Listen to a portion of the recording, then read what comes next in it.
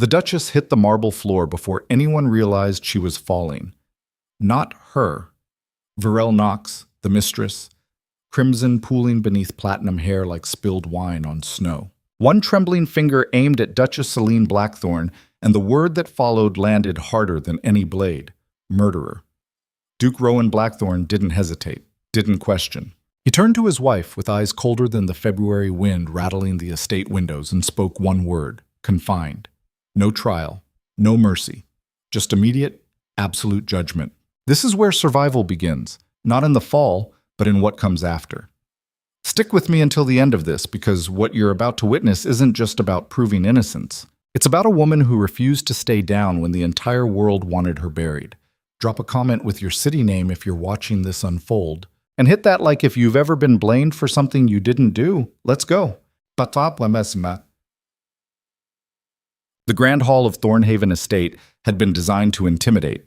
Vaulted ceilings stretched 40 feet overhead, supported by columns carved from black granite that seemed to drink in the light from the crystal chandeliers. Every surface gleamed with the kind of wealth that took generations to accumulate and mere moments to weaponize.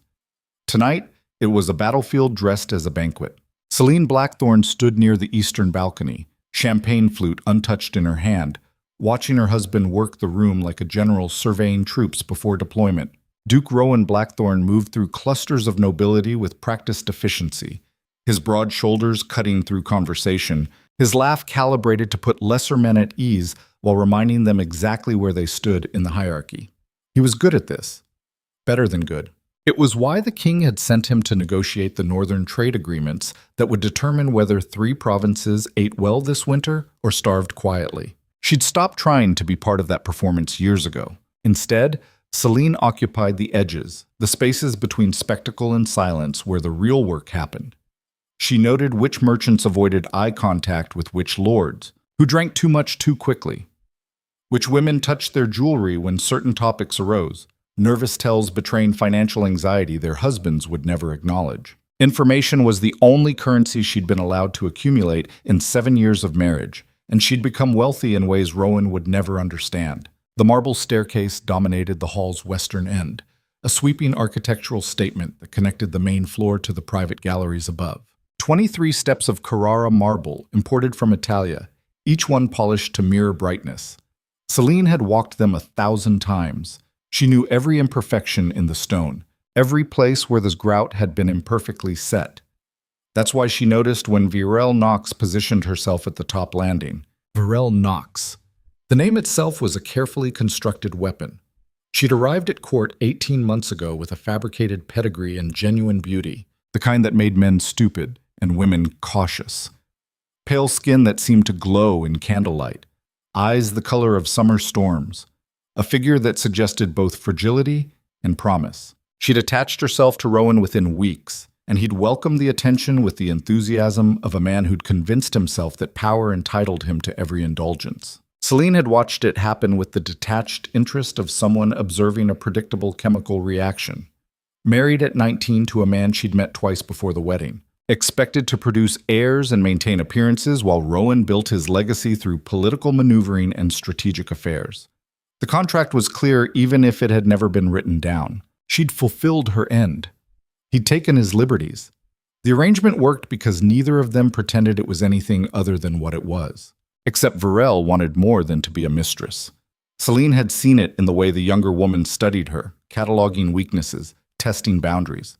Small provocations at first, wearing Selene's favorite color to gatherings, touching Rowan's arm a beat too long in Selene's presence, sitting in chairs that were traditionally reserved for the Duchess, each action designed to measure response, to map out territory. Selene had responded by giving her nothing. No outrage, no confrontation, just the cool, polite acknowledgement you'd offer a mildly interesting insect you'd found on your breakfast table. It had driven Betrayal insane. Now the mistress stood at the top of the staircase, positioned perfectly in the sightline of every important person in the room. She wore ice blue silk that clung to her frame like water, and her hand rested on the marble balustrade with calculated delicacy. She was waiting for something.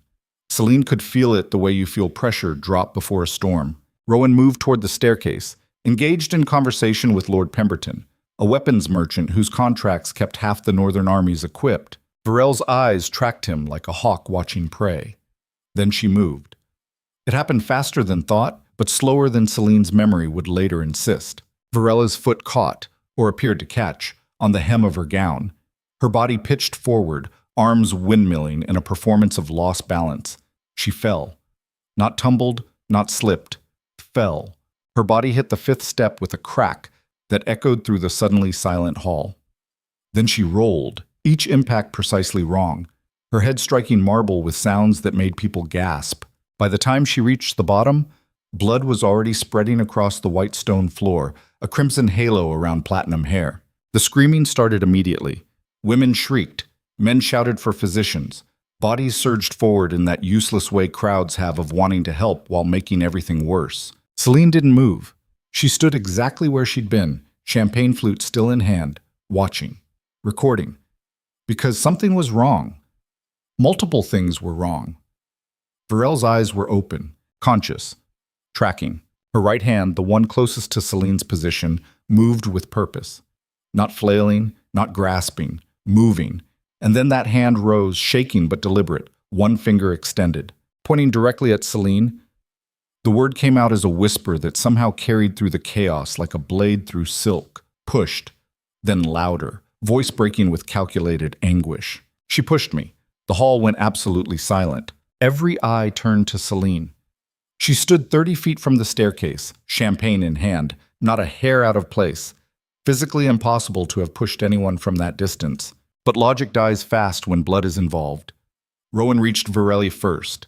He dropped to his knees beside her, hands hovering over her body like he was afraid she'd shatter if he touched her. His face had gone white, every muscle tight with the kind of fear that makes men dangerous. "She tried to kill me," Varela whispered, loud enough for those closest to hear. "The Duchess. She pushed me. I confronted her about us. She was so angry, so jealous. The performance was flawless. Tears streamed down her face, mixing with blood. Her voice broke in exactly the right places. She even tried to sit up, to reach for Rowan, only to collapse back with a cry of pain that made half the room wince. Rowan's head snapped toward Celine. The look on his face was something she'd never seen before. Not anger, not confusion. Something colder. Something already decided. He stood slowly, movements rigid with barely controlled fury. The crowd parted as he walked toward her. 30 feet had never felt longer. When he spoke, his voice was quiet. That was worse than shouting. "Did you touch her?" It wasn't a question. The grammar was there, but the inflection wasn't. Celine met his eyes and saw nothing she recognized. 7 years of marriage, 7 years of polite distance and mutual tolerance. Gone. Replaced by something that looked like hate wearing a stranger's face. "I did not," she said. Her voice was steady. That would count against her later. "She says you pushed her. She says you threatened her." "She fell," Celine replied. "I was standing here. I did not move." "You were standing there." Rowan's hand gestured toward her position. "Close enough. 30 feet away." Celine kept her voice level. "Physics makes that impossible." "Impossible." He repeated the word like it tasted foul. "You're going to stand there and call her a liar while she's bleeding on my floor. I'm calling it what it is. A fall. Tragic. But not my doing." She says different. Then she's mistaken. Or lying. The slap came from nowhere. Rowan's hand connected with her face hard enough to snap her head to the side, champagne flute shattering against marble. The sound of it echoed. No one moved. No one breathed. Celine straightened slowly. Her cheek burned. She could taste blood where her teeth had cut the inside of her mouth. But she didn't raise her hand to her face. Didn't give him that. Rowan's voice dropped to something just above a whisper. "You will be confined to the East Wing until this matter is investigated. You will speak to no one. See no one. If you attempt to leave, I will have you restrained. Do you understand me?" Again, not a question. Celine looked past him to where Varel was being tended by 3 physicians who'd materialized from the crowd. The mistress's eyes met hers over Rowan's shoulder. And there, just for a fraction of a second, Celine saw it. Satisfaction, pure, undiluted, victorious satisfaction. Then it was gone, replaced by pain and fear and trembling vulnerability. Celine looked back at her husband. "I understand that you've made a choice without evidence," she said quietly. I understand that you value her word over any possibility of truth. I understand exactly what this is. What this is, Rowan said, each word clipped and precise, is me protecting a woman who nearly died. What this is me dealing with a wife who has finally shown her true nature. What this is, Duchess, is the end of whatever tolerance I had left.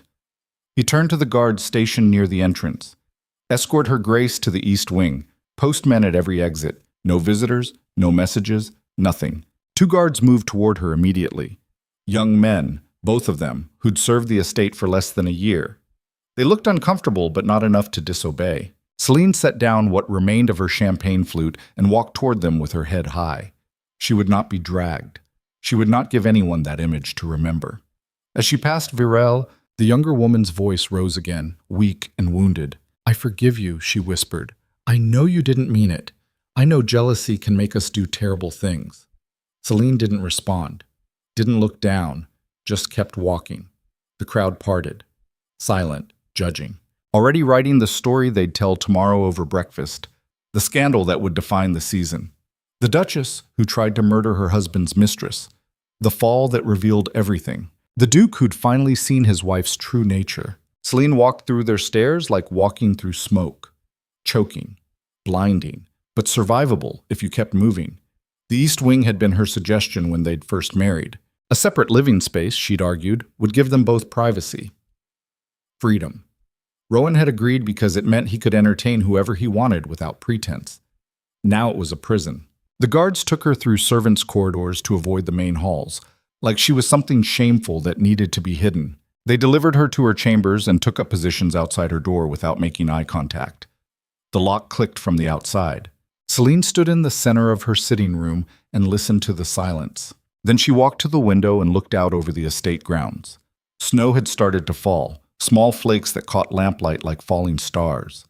Beyond the gardens, beyond the walls, the city of Thornhaven spread out in clusters of warm light and wood smoke. She pressed her palm against the cold glass and closed her eyes. Then she opened them and started to think.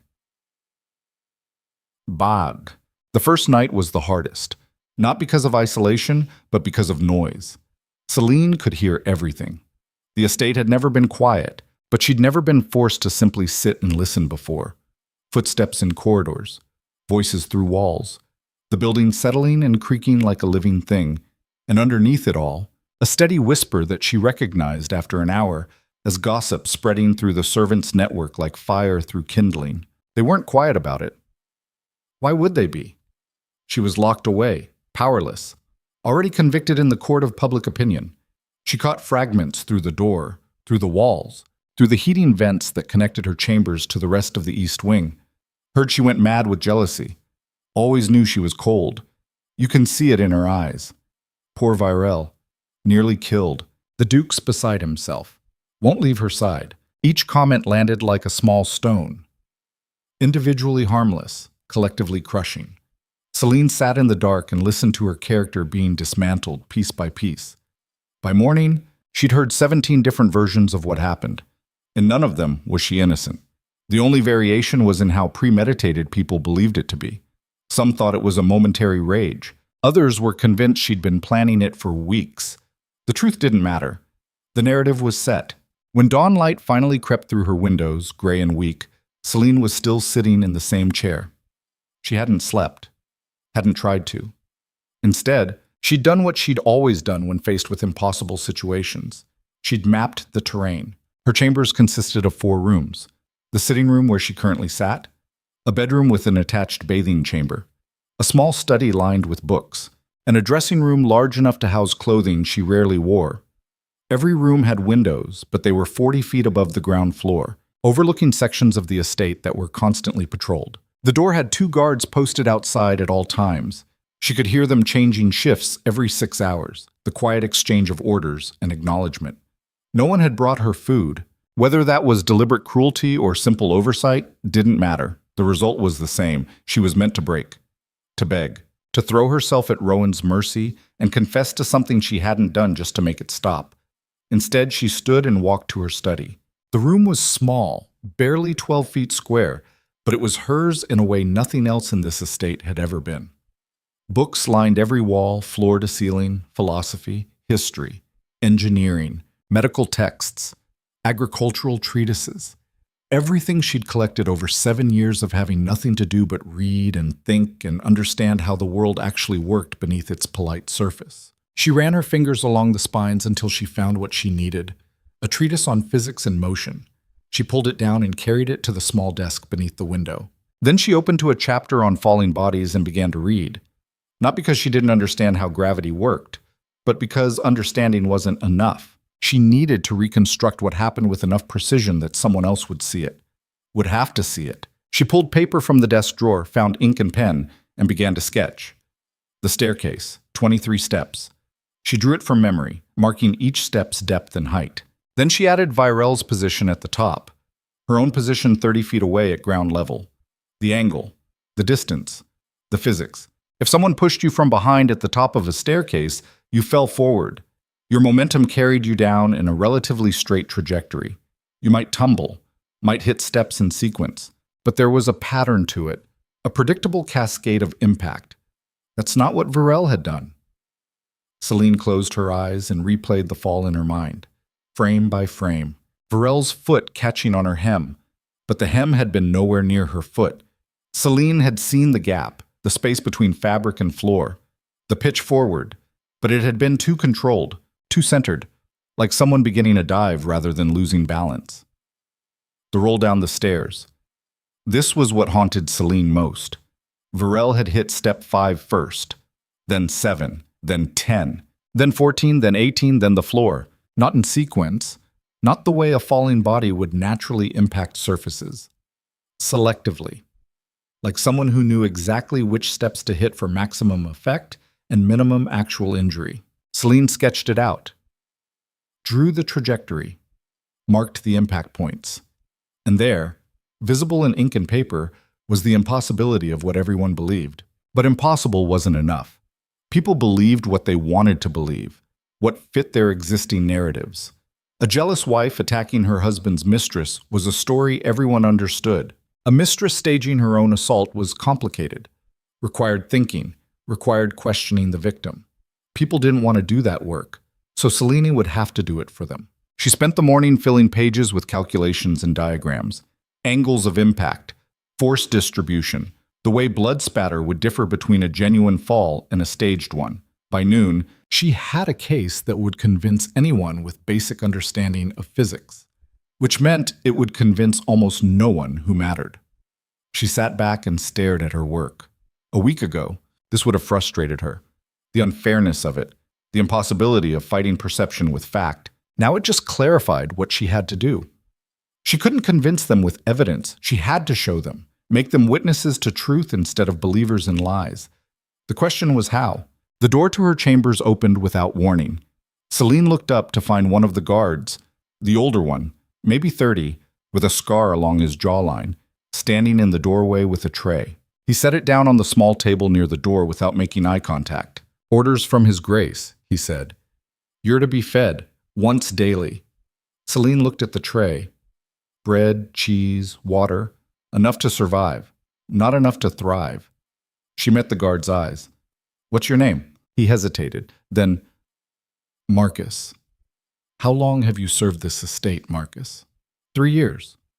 "And in those 3 years, have I ever been cruel to you, to any member of the staff?" The question clearly surprised him. He shifted his weight. "No, Your Grace. Have I ever lied to you, made promises I didn't keep?" Another pause. "No." "Then I need you to consider the possibility that I'm not lying now." Marcus's jaw tightened. "With respect, Your Grace, it's not my place to consider anything. I have my orders. Your orders are to keep me locked in these rooms." "I understand. I'm not asking you to disobey them. I'm asking you to remember this conversation when the truth comes out. Because it will come out, Marcus. And when it does, I'll remember everyone who treated me with basic human decency, and everyone who didn't." She let that sit in the air between them. Marcus picked up the empty tray from yesterday. Someone had been entering while she slept to remove it and walked back to the door. But before he left, he paused. "For what it's worth, Your Grace, a lot of us downstairs don't believe it. The fall, the way it happened, something felt wrong. Then he was gone, door locking behind him. Celine looked at the tray of food, picked up the bread and ate it mechanically, not tasting anything. Something felt wrong. That was a start. Duchess. 3 days passed like years. Celine maintained a routine because the alternative was succumbing to the psychological warfare of isolation. She woke at dawn, exercised, basic movements, stretches, anything to keep her body from atrophying, ate the single meal that arrived each day at noon, spent hours reading and refining her reconstruction of the fall, and listened, always listening. The estate was alive with Varel's recovery. Celine heard every update through walls and vents and the changing of guards. The mistress was healing remarkably well, miraculously well, according to the physician's reports that filtered through servant gossip. Bruising, yes. Cuts, certainly, but no broken bones, no serious trauma, nothing that would leave permanent damage. Suspicious in itself. A fall that dramatic should have shattered something, but that wasn't what people talked about. They talked about Varel's courage, her forgiveness, the way she'd asked Rowan not to be too harsh on Celine, insisting she understood that jealousy could drive good people to terrible acts. It was masterful manipulation, every word designed to cement Celine's guilt while positioning Varel as magnanimous and merciful. And Rowan bought every syllable. Celine heard him sometimes, late at night, walking the corridors near her chambers, pacing. She could track his movement by the creak of floorboards. He never came to her door, never spoke to her, just walked and walked like he was trying to outpace something he couldn't name. Guilt, maybe, or doubt. Celine hoped it was doubt. On the fourth night, something changed. She woke to voices in the corridor outside her chambers. Not the guards changing shifts, different, urgent. She moved to the door and pressed her ear against it. The bleeding won't stop. That was one of the servants. Young woman by the sound of it. The physician says it's unnatural, like the wound keeps opening. Which wound? That was Marcus, the one on her arm. From the fall. It closed up fine at first, but now, bring me to her. The second guard, younger, more nervous. His Grace needs to know. Their footsteps receded. Celine stepped back from the door. The wound keeps opening. She walked to her desk and found her sketches. Her reconstruction. There, in her notes from that first night, she'd marked something. A detail she'd almost forgotten. Varel's right hand. The one she'd used to point at Celine. When it had risen from the floor, Celine had seen something. A flash of red. She'd assumed it was blood from the fall. But what if it wasn't? What if the blood was already there? Celine's mind raced through possibilities. A concealed blade. Small enough to hide in clothing or jewelry. Used to create a wound that would support the story of a violent fall. Reapplied later to maintain the illusion of serious injury. But wounds made with blades didn't behave like wounds from impact. They bled differently. Healed differently. A physician might not notice at first, especially if distracted by the drama of the situation. But over days, the difference would become obvious. Celine grabbed fresh paper and began to write. Not diagrams this time. Words. A formal request to Rowan for a meeting. Not begging, not emotional, just clinical observation and logical argument. She wrote 3 drafts before she found language that might penetrate his anger. Then she folded the paper and waited for morning. When Marcus brought her meal the next day, she was ready. I need this delivered to His Grace, she said, holding out the folded letter. It concerns evidence relevant to the investigation. Marcus looked at the paper like it might bite him. I'm not authorized to deliver messages, Your Grace. I'm not asking for authorization. I'm asking for basic justice. If you truly believe something was wrong about that fall, then help me prove it. If I'm wrong, nothing changes. If I'm right, you helped prevent an innocent woman from being destroyed by lies. Marcus took the letter slowly. I'll see it gets to him, he said. No promises beyond that. That's all I'm asking. He left. Celine returned to her window and watched snow fall over the estate grounds and wondered if her words would be enough. They weren't. Marcus returned 2 hours later, her letter in hand. His Grace says he doesn't want to hear from you, the guard said quietly. He says anything you have to say can wait for the formal inquiry. When is the formal inquiry? Marcus hesitated. There isn't one scheduled yet. Of course there isn't. Celine took the letter back, unfolded it, looked at her own words arguing for reason and evidence and basic procedural justice. Then she crumpled it and threw it into the fireplace. Marcus watched it burn. "I'm sorry, Your Grace. Don't be. You did what you could." After he left, Celine stood at the window and watched the sun set over Thornhaven. The city lights began to emerge one by one, families settling in for evening meals and quiet conversations and normal problems that could be solved with normal solutions. She'd tried reason, tried appealing to Rowan's better nature, whatever remained of it. Neither had worked, which meant there was only one option left. She had to get out. Not to run. Running would confirm guilt, but to force the confrontation Rowan was avoiding, to reconstruct the fall in front of witnesses who couldn't dismiss what their own eyes would tell them. It was risky. If she was caught, it would make everything worse. Rowan would have every justification to escalate her confinement, maybe even declare her unstable. Dangerous. But staying here meant accepting a narrative that ended with her destruction. So the choice wasn't really a choice at all. Celine walked to her bookshelf and pulled down a volume of architectural history. Found the page she needed. An illustration of Thornhaven Estate's original construction plans from 70 years ago, when Rowan's grandfather had commissioned the building. There, barely visible in the cross-section drawing, was what she remembered. A passage connecting the east wing to the main house through the foundation level, built for servants to move between sections without disturbing the family. Sealed up 30 years ago when renovations had made it redundant. But sealed didn't mean destroyed, and Celine had 7 years of knowing this building's secrets. She'd found the entrance 2 years ago, hidden behind a false panel in her dressing room that looked like decorative wainscoting. She'd never had reason to use it, never had reason to need an escape route. Until now. She waited until midnight when the guards outside her door would be tired and less attentive. Then she moved into her dressing room and began removing the panel. It came away quietly, revealing darkness beyond. The passage was narrow, barely 3 feet wide. The air smelled of old stone and mildew, but she could see faint light at the far end, moonlight filtering through gaps in whatever sealed the other exit. Celine grabbed a candle and stepped into the passage. The stone walls pressed close on either side. Her footsteps echoed softly. She counted steps to keep from thinking about what would happen if the passage had collapsed somewhere ahead, if she got stuck, if someone discovered her missing before she could finish what she'd started. 73 steps brought her to the sealed exit, wooden boards nailed across the opening. But the wood was old, rotten. She braced herself and pushed. The board splintered with a crack that sounded like thunder in the confined space. Celine froze, listened, heard nothing. She pushed through into a storage room in the main house. Unused, dusty, perfect. Now came the hard part. She needed to reach the grand hall, needed to gather the people necessary to witness what she was about to demonstrate. And she needed to do it without alerting Rowan or Betrayal before she was ready. She moved through the darkened corridors of the main house like a ghost. This was her estate too. She'd walked these halls for 7 years. She knew which floorboards creaked, which doors stuck, which routes the night guards took on their rounds. The servants' quarters were on the second floor of the south wing. She made her way there, moving from shadow to shadow, found the room she needed, knocked quietly. A moment later, the door opened. A woman in her 50s, gray hair in a braid, looked at Celine with wide eyes. "Your Grace," she whispered.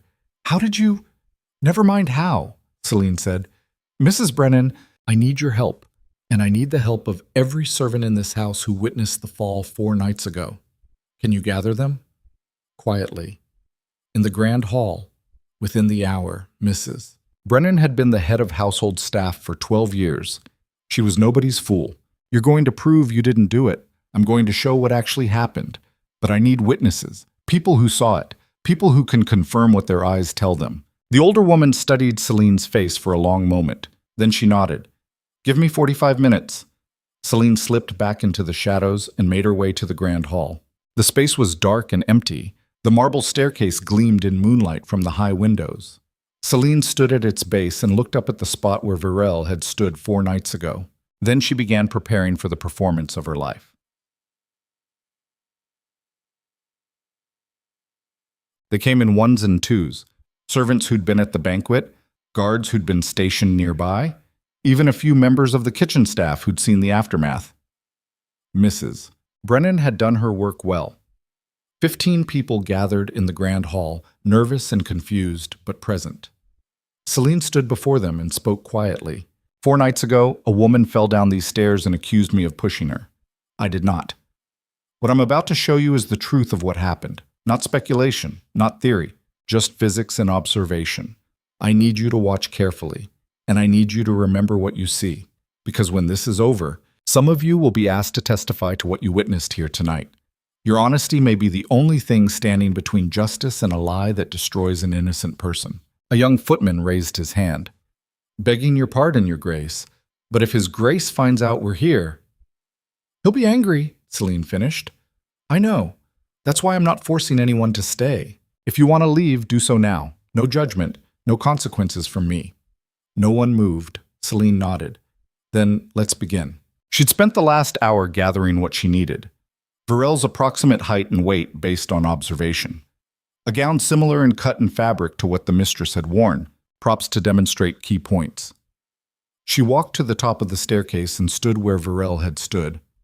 I was here, she said, gesturing to her position by the eastern balcony, 30 feet away. Show of hands. Who was close enough to see clearly?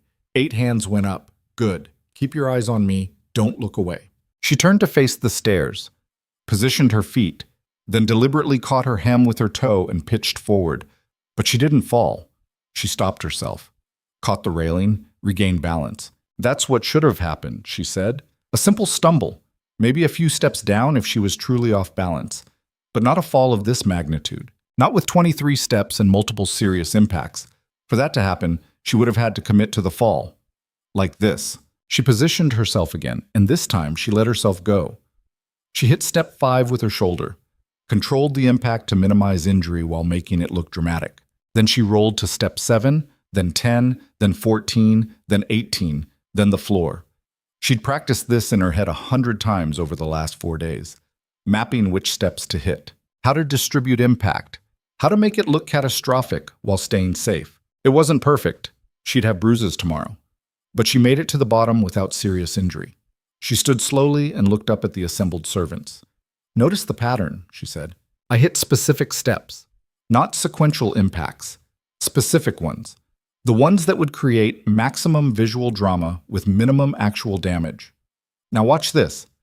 She climbed back to the top, positioned herself, and this time just let herself fall naturally. The difference was immediate and obvious. She tumbled down in sequence, each step hitting her in rapid succession. By step 8, she had to abort the demonstration or risk genuine injury. She stood again, breathing hard. That's what a real fall looks like, she said. Sequential, brutal, uncontrolled. What Varel Knox did 4 nights ago was neither sequential nor uncontrolled. It was choreographed. She hit specific steps. And there's only one reason to do that. To fake an attack, Mrs. Brennan said quietly. To frame me for attempted murder, Celine corrected. The question is why? A voice spoke from the darkness at the far end of the hall. The question is what you think you're accomplishing with this circus. Rowan stepped into the moonlight. He wasn't alone. Behind him came Varel, wrapped in a dressing gown, her arm bandaged, and behind them, 4 armed guards. The servants scattered immediately, melting back into shadows and corridors before they could be identified. Only Mrs. Brennan remained, standing beside Celine with her arms crossed. Rowan's face was carved from ice. Your Grace, he said, the title dripping with contempt. You were confined to your chambers. That wasn't a suggestion. I was imprisoned without trial, Celine replied evenly. There's a difference. You were confined pending investigation. What investigation? You made your judgment the moment she pointed her finger, because she had no reason to lie. Celine laughed. The sound was harsh and bitter. No reason? Rowan, she wants my position, my title, my place in your life. That's not just a reason. That's motive, opportunity, and method all wrapped together with a pretty bow. Varel stepped forward, her expression wounded. I would never— Save it, Celine snapped. The performance is over. Look at your arm, the one that keeps bleeding, the wound that won't heal properly. That's not from impact, that's from a blade. You cut yourself to make the fall look more serious than it was. Varel's eyes flickered to Rowan, just for a second, but it was enough. That's insane, she whispered. Is it? Then explain the blood pattern. Explain why you hit specific steps instead of falling naturally. Explain why a fall serious enough to knock you unconscious somehow left you aware enough to identify your attacker the moment you landed. Virelli's face crumpled. She turned to Rowan, tears streaming. She's trying to confuse everyone, trying to make me the villain. I nearly died and she's... Enough! Rowan's voice cut through the hall like a blade. Celine, you will return to your chambers immediately, or I will have you dragged there. This ends now. Celine looked at her husband, really looked at him, and saw something she hadn't expected. Fear, not anger, not certainty. Fear. He was afraid she might be right. She pressed the advantage. One test, she said. That's all I'm asking. Have the physician examine Virel's wound under proper light. Compare it to wounds from genuine falls. If I'm wrong, I'll accept whatever judgment you pass. If I'm right, you owe me the truth. The silence stretched like breaking glass. Then a new voice spoke from the shadows. I can confirm the Duchess's suspicions, Your Grace. The estate physician stepped into the light. An older man, distinguished, with the kind of reputation that didn't bend for politics or pressure.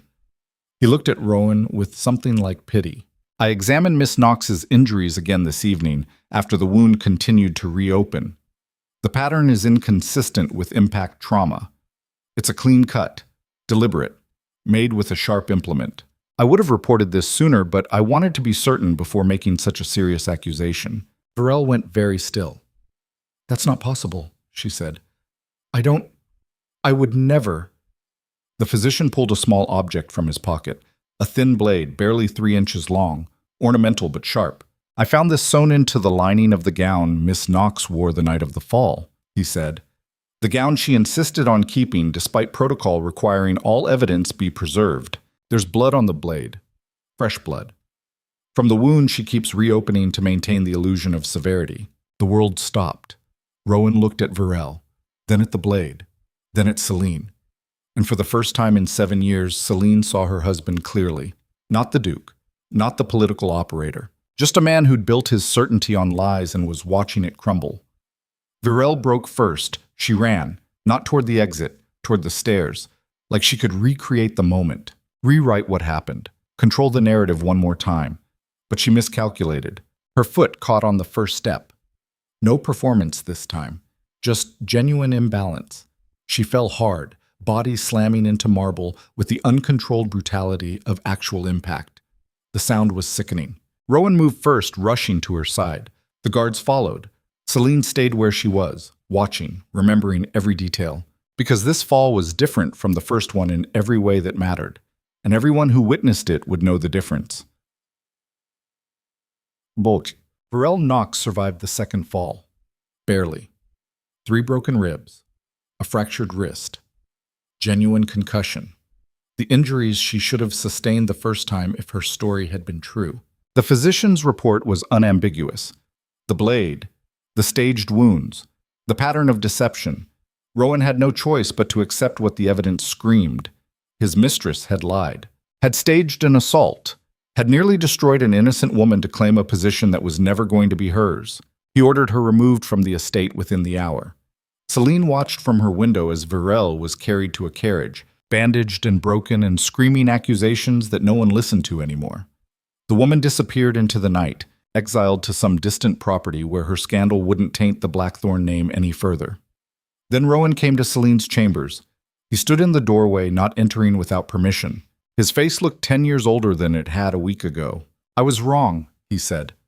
Celine regarded him without expression. Yes, you were. I should have investigated, should have questioned, should have trusted me.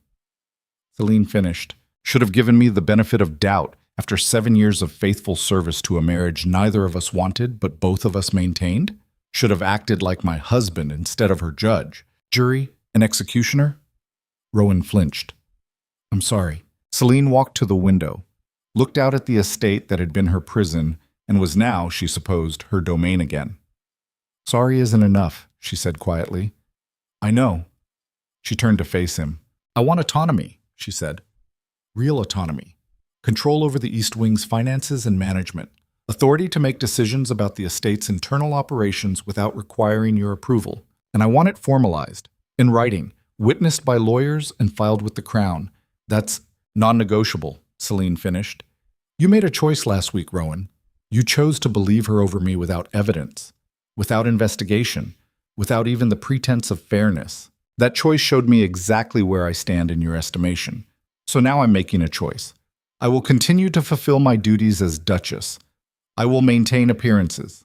I will do everything our contract requires. But I will not do it under your absolute authority anymore.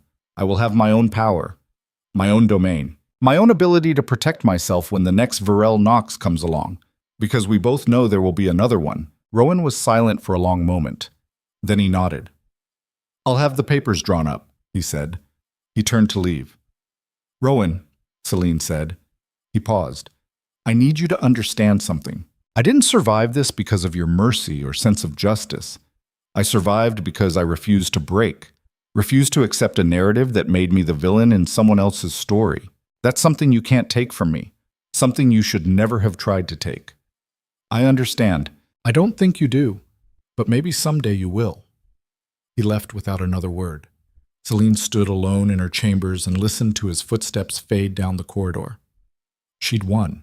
She'd proven her innocence, exposed the lies, gained the autonomy she'd asked for. But the victory felt hollow, because the real damage hadn't been the accusation. It had been the revelation of how quickly everything she'd built could be destroyed by someone willing to bleed for the lie they wanted people to believe. She walked back to her desk, looked at all the diagrams and calculations and reconstructions she'd created over the last 4 days. Then she gathered them carefully and locked them in a drawer. Evidence. For the next time. Because there would be a next time. Maybe not Betrayal. Maybe not a staged fall. But something, someone, some new threat that required her to be smarter and faster and more ruthless than anyone expected a Duchess to be. She'd learned something crucial in this nightmare. The world didn't reward truth. It rewarded performance. Power. The willingness to fight for your version of reality until everyone else accepted it as fact. Betrayal had understood that, had weaponized it, but Celine understood it now too. And next time she'd be ready. She looked out the window at Thornhaven Estate. Her estate now, in ways it had never been before. The snow had stopped. Dawn was breaking. A new day. A new reality. Celine Blackthorne, Duchess of Thornhaven, had survived her first assassination attempt. She didn't intend to make surviving the second one any harder than it needed to be. And somewhere in the city below, in a carriage racing toward exile, Betrayal Knox clutched her broken ribs and understood that she'd miscalculated everything. You can't destroy someone who's already learned to survive in the spaces between truth and perception. You can only teach them to get better at it. And Celine had just graduated with honors.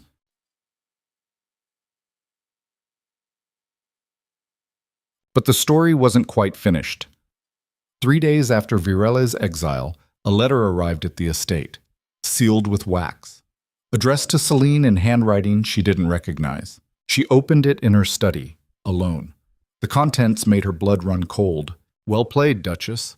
You survived the first test, but tests only get harder. And next time the fall won't be staged. Next time, someone you love will be at the bottom of those stairs. And you'll have to choose between truth and survival, between justice and protection. I look forward to watching you make that choice, because unlike Betrayal, I don't need you destroyed. I just need you compromised enough to be useful. See you soon, a friend. Celine read the letter 3 times. Then she walked to her fireplace and burned it, but not before memorizing every word, because whoever sent it had just made a critical mistake.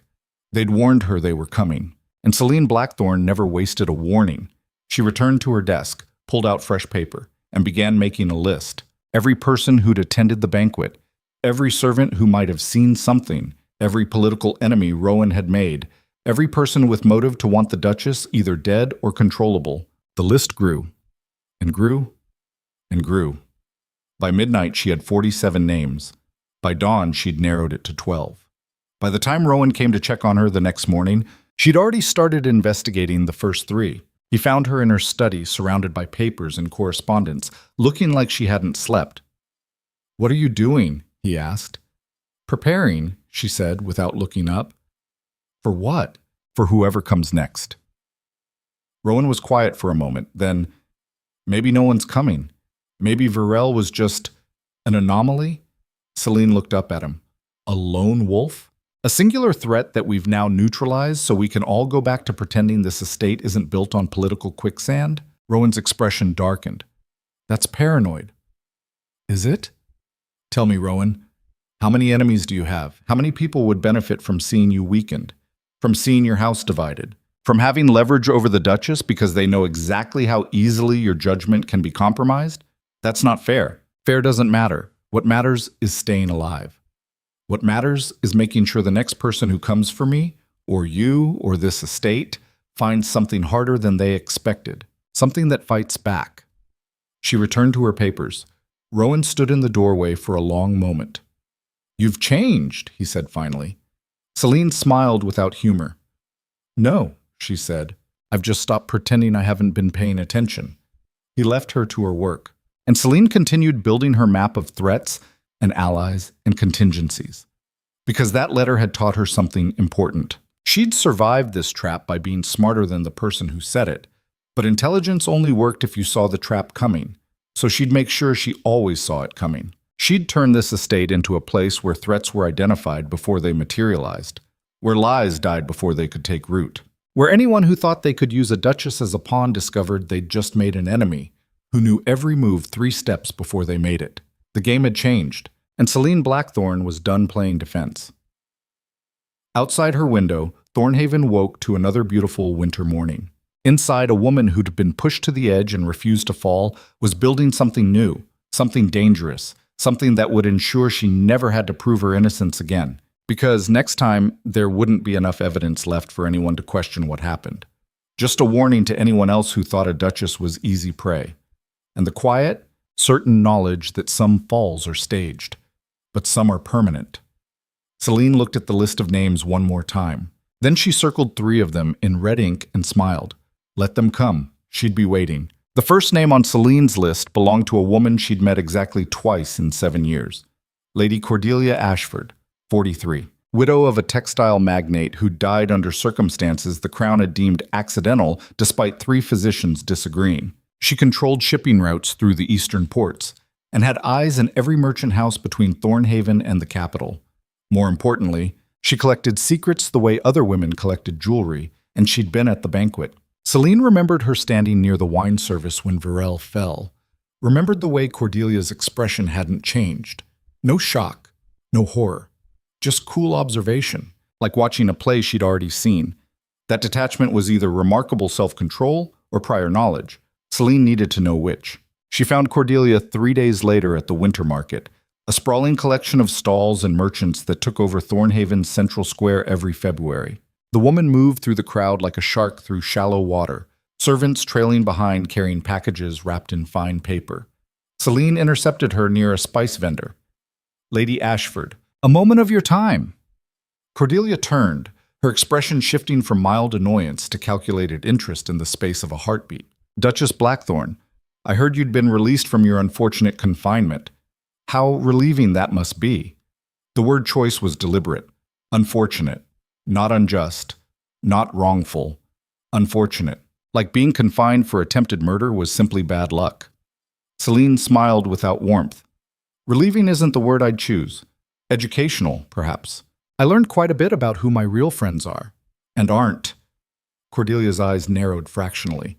I'm sure you did. They stood in the middle of the crowded market, people flowing around them like water around stones. Neither woman moved. I'm compiling a record of the evening in question, Celine said, speaking with everyone who was present, getting their observations. You understand? How thorough of you. I find thoroughness keeps one alive. You were standing near the wine service when Miss Knox fell. Did you notice anything unusual? Before the fall, I mean. Cordelia tilted her head slightly, a gesture that reminded Celine of a bird examining something small and potentially edible. Define unusual, the older woman said. Anything that didn't fit. Movements, positioning, conversations. I was watching the room, not individual players. Though I did notice you, Duchess, standing quite still while everyone else rushed to assist. Some might call that cold.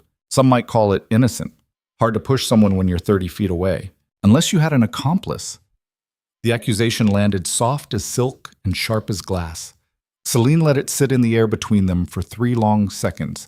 Then she leaned forward, close enough that only Cordelia could hear her next words. If I had an accomplice, Lady Ashford, they'd be competent enough not to leave evidence. Unlike whoever wrote me that letter 3 nights ago. The one with the amateur wax seal and the dramatic threats. The one that assumed I'd be frightened rather than intrigued. Cordelia's face remained perfectly composed, but her pupils contracted, just slightly, just enough. I have no idea what you're referring to. Of course you don't. Just like you had no idea Varel Knox was planning to frame me. Just like you have no idea who benefits from having the Duke's wife under suspicion, under pressure, under someone's thumb. This conversation is over, Cordelia said. She turned to leave. Celine caught her wrist. Not hard, just firm enough to stop her. One more thing, she said quietly. Whoever sent that letter made a mistake. They assumed I'd react like a frightened animal, run or hide or make myself vulnerable trying to protect people I care about. But here's what they didn't understand. I don't have people I care about. Not really. 7 years in a loveless marriage taught me that attachment is just leverage someone else can use against you. So when your employer or partner or whoever's pulling strings comes for me again, tell them something. Tell them the woman they're trying to threaten died in that confinement. What came out is something different, something that bites back. She released Cordelia's wrist. Enjoy the market, Lady Ashford. Celine walked away without looking back, but she counted footsteps, counted heartbeats, listened for the sound of Cordelia's servants being dismissed with urgent whispers. It came at step 17. Good. Let them know she was hunting. Rowan found her in the estate library that evening, books spread across the table in front of her like battle maps. What are you doing? He asked. Research. On what? Everything you should have researched before sticking your cock in Varel Knox. Rowan's jaw tightened. That's crude. That's accurate. Celine didn't look up from her book. Did you know she had 3 previous positions in noble households? All of them ended with her being quietly dismissed. All of them involved accusations of theft or manipulation, or both. All of it buried because the families didn't want scandal. How did you... I asked questions, made inquiries. Did the basic due diligence you should have done before bringing her into our home. She was vetted. By whom? Your steward? The same man who takes bribes from merchants to look the other way on import taxes? That's a serious accusation. Everything's a serious accusation when you actually investigate instead of assuming everyone around you is loyal. Celine finally looked up. Do you know how many people on your staff are compromised? How many have debts or secrets or family members being leveraged by your political enemies? Rowan pulled out a chair and sat heavily. How many? 12 that I've identified so far. Probably more. That's impossible. It's inevitable. You built an empire on trust and tradition, but trust is just another word for not paying attention. And tradition is what people hide behind when they don't want scrutiny. She slid a piece of paper across the table. A list of names, positions, specific vulnerabilities. Rowan scanned it, his expression darkening with each line. Thomas has gambling debts, he read aloud. Margaret's son is in prison for theft. Victor is being blackmailed over an affair.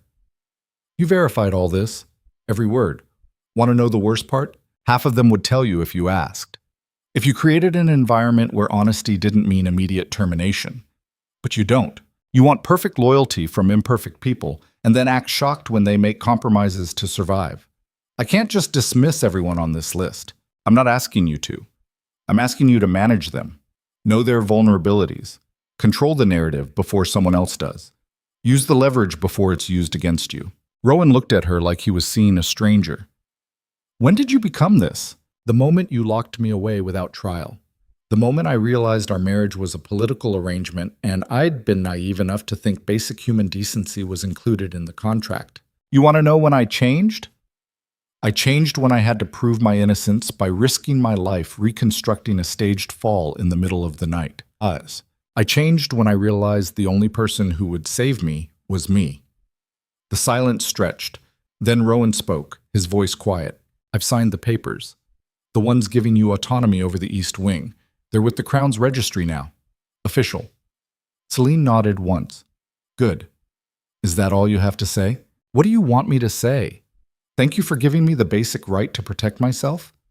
Thank you for acknowledging that maybe, possibly, you were catastrophically wrong? I want you to say we can move past this. Celine closed her book carefully. We can coexist past this, she said. We can maintain appearances. We can fulfill our respective duties. But move past it? No. You don't move past the moment you realize your partner will believe a stranger over you. You don't move past being imprisoned in your own home. You don't move past watching everything you built get torn down because someone was willing to bleed for a lie, and you were willing to believe them. That doesn't get moved past, Rowan. That gets remembered every single day. She stood and gathered her books. I'll be in my chambers. I have more research to do. Celine, she paused at the door. There's something else you should know, she said. Virel wasn't working alone. Someone trained her, funded her, gave her information about this household and our schedules and exactly how to position herself for maximum impact. Someone wanted me discredited or destroyed, and they're still out there, still planning, still waiting for their next opportunity. How do you know that? Because I got a letter, a threat, from someone who knows too much about how this household operates and what would hurt most. Someone close enough to watch, patient enough to wait. Who? That's what I'm trying to find out. Rowan stood abruptly. Show me the letter. I burned it. Why the hell would you? Because whoever sent it wanted me to bring it to you. Wanted me to run to my husband for protection. Wanted to see how I'd react when threatened. I'm not giving them that intelligence. So you're just going to hunt them alone. I'm going to eliminate the threat before it manifests. Yes. Alone. Because the alternative is waiting for the next Virel to show up. The next staged accident. The next time you have to choose between believing me and believing someone who cries prettier. That's not fair. Fair stopped mattering the moment you slapped me in front of a room full of witnesses. She left him standing in the library. Let him sit with that. Let him understand that the woman he'd married, the polite, accommodating Duchess who'd made his life convenient for 7 years, was gone. Replaced by something harder. Something that wouldn't break the next time pressure was applied.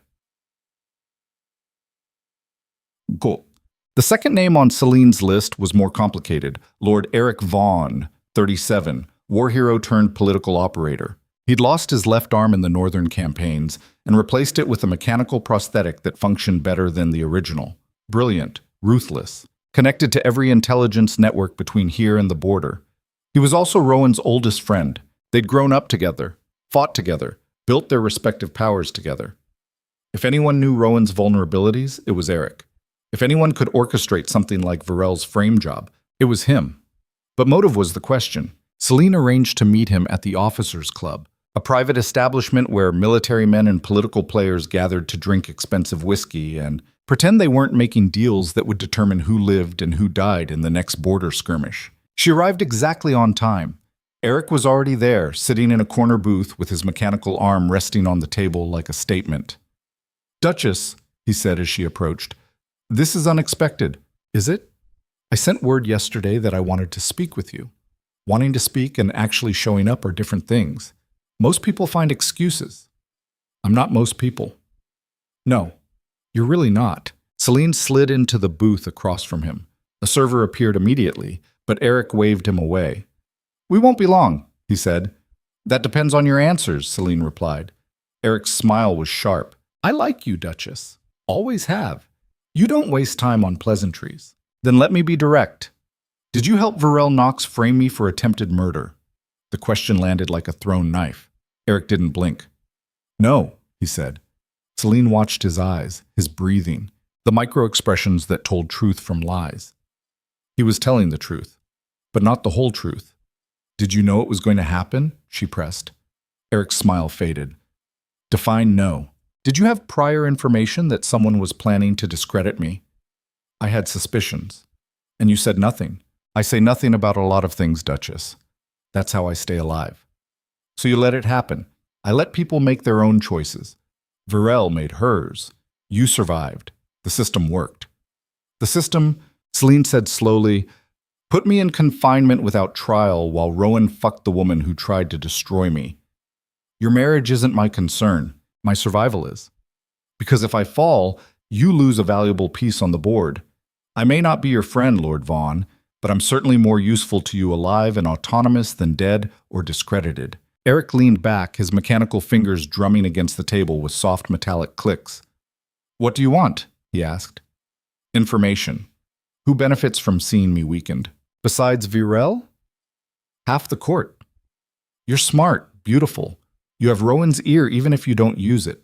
That makes you either an asset or a threat depending on where someone stands. Narrow it down. Eric studied her for a long moment. Then he leaned forward. There's a faction, he said quietly. Nobles who think Rowan has too much power, too much influence with the crown. They want him cut down to size but can't do it directly without sparking a larger conflict. So they go for the flanks. The wife, the reputation, the stability of his household. Make him look weak. Make him look like he can't even control his own marriage. That kind of weakness spreads. Names. I don't have proof, just suspicions. Suspicions are a start. Eric pulled a small notebook from his jacket, wrote 3 names, slid it across the table. Celine looked at the paper. 2 of the names were already on her list. The third was new. Lord Chancellor Benedict Crane, the man who advised the king on appointments and policy. The man who could make or break careers with a word in the right ear. Celine looked up sharply. Crane. You're sure? Like I said, suspicions. But he's been asking questions about Rowan's marriage, about your background, about whether the Duke's household is as stable as it appears. That kind of curiosity isn't academic. What's his angle? Rowan's being considered for a position on the King's Council, permanent seat. That level of power consolidation terrifies certain people. If Crane can demonstrate that Rowan's personal life is chaotic, that his judgment is compromised, that his household is vulnerable to infiltration and manipulation, well, that's grounds to recommend someone else for the position. And if I'd been convicted of attempted murder, Rowan would have been forced to annul the marriage publicly. The scandal would have destroyed his credibility. No council seat, no increased power. Just a humiliated duke trying to salvage what remained of his reputation. Celine folded the paper and slipped it into her sleeve. Thank you for your honesty. I wasn't being honest. I was being strategic. Crane's a problem for both of us. You because he'll keep coming for you until something sticks. Me because if Rowan falls, I lose my most valuable ally. So consider this enlightened self-interest. I'll take it. Celine stood to leave. Eric's voice stopped her. One more thing, Duchess. Whatever you're planning, whatever you're becoming, be careful. The people you're up against don't play fair. They don't have rules. And they won't stop just because you survived one attack. Good, Celine said. Neither will I. She walked out of the officers' club into cold afternoon air and allowed herself the smallest smile. Crane, finally, a real target. Research on Lord Chancellor Benedict Crane took 4 days and required resources Celine didn't have direct access to. So she bought them. Not with money, with information. She'd spent 7 years as the Invisible Duchess, present at every gathering but rarely noticed. People talked around her like she was furniture, shared secrets, made deals, exposed vulnerabilities. She'd remembered all of it. Now she traded those memories like currency. A merchant who'd cheated on import taxes got a warning that auditors were coming, in exchange for financial records on Crane's investments. A lady-in-waiting with a gambling problem got her debts quietly paid, in exchange for copies of correspondence between Crane and his associates. A minor lord who'd been sleeping with his brother's wife got Celine's silence, in exchange for details about Crane's social circle and who he met with in private. Piece by piece, she built a picture of the Lord Chancellor, 56 years old, widowed, no children. His entire life was the crown and the power that came from advising it. He'd served 3 monarchs and survived 2 attempted coups by being indispensable, by knowing more than anyone else, by controlling information flow. He was brilliant, paranoid, and absolutely convinced that Rowan Blackthorne represented a threat to the existing power structure. The evidence was in the correspondence. Letters between Crane and other nobles discussing Rowan's growing influence, his military connections, his wealth, his political network. They were terrified of him, and terrified men made dangerous decisions. Varel had been a probe, a test, a way to measure both Rowan's judgment and Celine's resilience. She'd passed the test by surviving, but passing meant becoming a confirmed threat, which meant the next attack would be worse. Celine sat in her study, surrounded by stolen documents, and purchased secrets and understood exactly what she was facing. A man with unlimited resources and no moral boundaries who'd decided she needed to be eliminated. The smart move would be to tell Rowan, show him the evidence, let him handle it through official channels. But official channels were controlled by Crane, and Rowan had already proven his judgment couldn't be trusted when pressure was applied. So Celine made a different choice. She decided to destroy Benedict Crane before he could destroy her. Not with violence. Violence was crude and left evidence. With exposure. She started mapping his vulnerabilities. Everyone had them. The key was finding the one that would shatter everything else. It took another 3 days to find it. Crane had a son, not officially, not publicly. But buried in financial records was a pattern of payments to a woman in the southern provinces. Payments that had been ongoing for 33 years. Payments that coincided with expenses for education, housing, medical care. A mistress and child he'd never acknowledged. Why? Because the woman was a commoner, the son illegitimate. Acknowledging them would have damaged Crane's carefully constructed image as a devoted widower who'd sacrificed personal happiness for service to the crown. But more than that, the son had a criminal record: theft, fraud, assault. He'd been in and out of prison for a decade. Each time, Crane had used his influence to reduce sentences, get charges dropped, make problems disappear. If that became public, it wouldn't just embarrass Crane. It would prove he'd been using his position to subvert justice for personal gain. That was grounds for removal from office, possibly prosecution. Celine held the evidence in her hands and felt something cold settle in her chest. She could use this, should use this, but using it meant becoming exactly what Crane feared, someone willing to destroy lives to protect her own position. The question was whether she could live with that. She thought about the confinement, the slap, the way Rowan had looked at her with eyes full of contempt and certainty. She thought about Varel's satisfied smile as she pointed a bleeding finger. She thought about the letter threatening people she loved, even though she'd claimed not to love anyone. The answer was yes, she could live with it. Celine requested a meeting with Lord Chancellor Crane under the pretense of discussing her new administrative role in the East Wing. Routine consultation with the Crown's representative about procedural matters. He agreed immediately. They met in his office, a room designed to intimidate. High ceilings, dark wood. Portraits of previous Lord Chancellors staring down with expressions of permanent judgment. Crane sat behind his desk like a judge behind a bench. "Duchess Blackthorne," he said, "I'm pleased you've recovered from your recent ordeal. Recovered is generous, survived is more accurate." Indeed, such an unfortunate situation, though I must say, the outcome vindicated our trust in proper investigation. "There was no investigation," Celine said evenly. "There was confinement followed by me proving my own innocence." Semantics.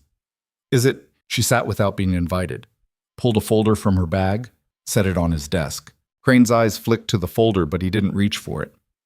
"What's this?" "Insurance," Celine said. "Against future unfortunate situations. I'm not sure I understand." "Then let me be clear. I know you orchestrated Varel Knox's attack on me. I know you funded her, trained her, gave her information about household schedules and security protocols. I know you did it to damage Rowan's credibility and prevent his appointment to the King's Council." Crane's expression didn't change. Not a flicker. "That's a serious accusation. It's a documented fact. But here's the interesting part. I don't care." Crane blinked. Once.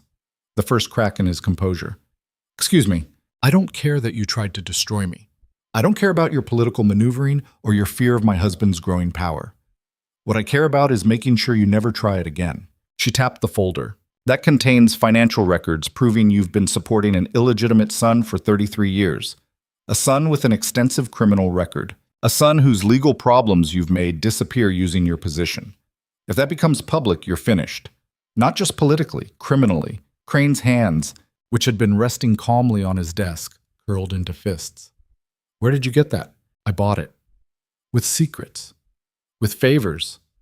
With the kind of leverage you thought only you knew how to accumulate." She leaned forward. "Here's what's going to happen. You're going to stop targeting me. Stop targeting my husband. Stop trying to prevent his council appointment.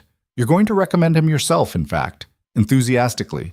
And in exchange, this folder stays private. Your son stays protected. Your reputation stays intact. And if I refuse, then tomorrow morning, copies of everything in that folder get delivered to every major publication in the capital. By noon, you'll be summoned before the king. By evening, you'll be stripped of your position and likely facing prosecution. Your legacy will be defined by corruption and nepotism. Your name will be synonymous with hypocrisy." Crane stood slowly, his face going pale with rage. You dare threaten me. I dare survive you. There's a difference. You're making a very dangerous enemy. I already had a dangerous enemy. Now I have leverage. The situation's improved considerably from my perspective. The silence in the room was suffocating. Then Crane spoke, his voice low and deadly. You think you've won. You think this makes you safe. But power has a way of corrupting even the most righteous intentions, Duchess. You just became the thing you claim to hate. No, Celine said. I became the thing I needed to be to survive the thing you created. Don't confuse self-defense with corruption. She stood and walked to the door. And I'll expect your recommendation for Rowan's council appointment within the week. And Chancellor? If anything happens to me, if I fall downstairs or get sick or have any kind of unfortunate accident, those documents go public automatically. I've made arrangements. She opened the door. Enjoy the rest of your day. Celine made it 3 blocks from Crane's office before her hands started shaking. She ducked into an alley and pressed her back against cold stone, breathing hard. What she'd just done. What she'd become. A blackmailer. An extortionist. Someone who'd threatened to destroy a man's life and livelihood to protect her own. The irony wasn't lost on her. She'd spent 7 years being the dutiful Duchess, following rules, maintaining appearances, believing that integrity and dignity mattered. And where had it gotten her? Locked in her own home, accused of attempted murder, slapped by her husband in front of witnesses. Integrity hadn't saved her. Ruthlessness had. But ruthlessness came with a cost. She could feel it settling into her bones like frost. The willingness to hurt others to prevent being hurt first. The constant calculation of who was threat and who was asset. The paranoia that came from knowing everyone around you had agendas. This was how people like Crane were made. Not through malice, through survival. She pushed off the wall and kept walking. By the time she reached the estate, she'd locked the shaking away, buried the doubt, convinced herself that what she'd done was necessary. Rowan found her in the garden that evening, walking among snow-covered hedges. Crane sent word, he said. He's recommending me for the council appointment, personally vouching for my character and stability. Celine kept walking. That's good news. It's unprecedented. 2 days ago, he was blocking the appointment. Now he's championing it. What changed? I spoke with him. About what? Administrative procedures. Household management. The usual. Rowan grabbed her arm, stopping her. Celine, what did you do? She met his eyes. I protected us. You can question my methods or you can accept the result. But don't ask me to apologize for doing what needed to be done. What needed to be done? Christ, Celine, you sound like you? Like every political operator you've ever worked with? Like the man you've become over 7 years of climbing toward power? That's different. Why? Because you're a man? Because you're the Duke? Because when you manipulate and threaten and leverage people, it's called strategy. But when I do it, it's called corruption? Rowan's grip on her arm loosened. I didn't want this for you, he said quietly. You created this. You locked me away. Believed a stranger over your wife. Showed me exactly what happens to women who don't have power in their own right. You made me this, Rowan. Don't pretend to mourn what you built. She pulled away and continued walking. He didn't follow. Good. Let him wrestle with what she'd become. Let him understand that the woman he'd married was gone forever. And what remained was something sharper, something that wouldn't break, something that would do whatever it took to survive. 3 weeks later, Rowan received his council appointment. The ceremony was elaborate, public. The king himself presided over the formal swearing-in at the capital. Celine attended as required, wearing emerald silk and the duchy's formal jewels. She stood beside her husband as he took his oath, smiled for the crowd, played the role of supportive Duchess perfectly. Benedict Crane was there too. He watched the ceremony with a fixed expression that might have been a smile or a grimace depending on the light. When their eyes met across the hall, Celine saw understanding. She'd won this round. But the game wasn't over. It would never be over. That was the price of power, of survival, of becoming someone who couldn't be broken. Constant vigilance, constant warfare, constant calculation of threat and response. After the ceremony, there was a reception. Nobles congratulating Rowan, merchants seeking favor, distant relatives suddenly remembering family connections. Celine drifted through the crowd, accepting compliments that meant nothing from people whose names she barely remembered. Then she felt it. The weight of someone's stare. She turned and found a woman watching her from across the room. Young. Maybe 25. Beautiful in that calculated way that reminded Celine viscerally of Betrayal. But this woman's eyes were different, sharper, colder, more intelligent. The woman raised her glass in a small salute. Then she smiled, and Celine understood with absolute certainty that this was it. The next threat, the next test, the next person who'd been sent to either break her or measure how much breaking she could endure before shattering. She should have felt fear. Instead, she felt something else. Anticipation. Because she wasn't the same woman who'd been blindsided by Betrayal. She was someone who saw traps before they closed. Someone who eliminated threats before they fully materialized. Someone who would not just survive the next attack, someone who would end it before it began. Celine held the stranger's gaze and smiled back. A smile that promised nothing good. A smile that said, "Come try." A smile that came from a place inside her she hadn't known existed until Rowan locked her away and forced her to find it. The woman's smile faltered slightly. Good. Let them all see what she'd become. Let them understand that the Duchess of Thornhaven was no longer someone to be tested. She was someone to be feared. And across the reception hall, Rowan watched his wife and felt something cold settle in his chest. Because he recognized that smile. He'd seen it before. On generals before battles they knew would be bloody. On negotiators who'd just decided to stop pretending to compromise. On people who'd crossed a line and found they preferred the view from the other side. His wife had become dangerous, and he wasn't sure if he should be relieved or terrified. They rode back to Thornhaven in silence. The carriage wheels rattled over frozen roads. Snow had started falling again, thick flakes that obscured the landscape until there was nothing but white and darkness, and the small circle of lantern light around their transport. Celine stared out the window. Rowan stared at her. "Who was she?" he finally asked. "Who?" "The woman at the reception. The one you were staring at." "I don't know yet." "But you knew what she was." "Yes."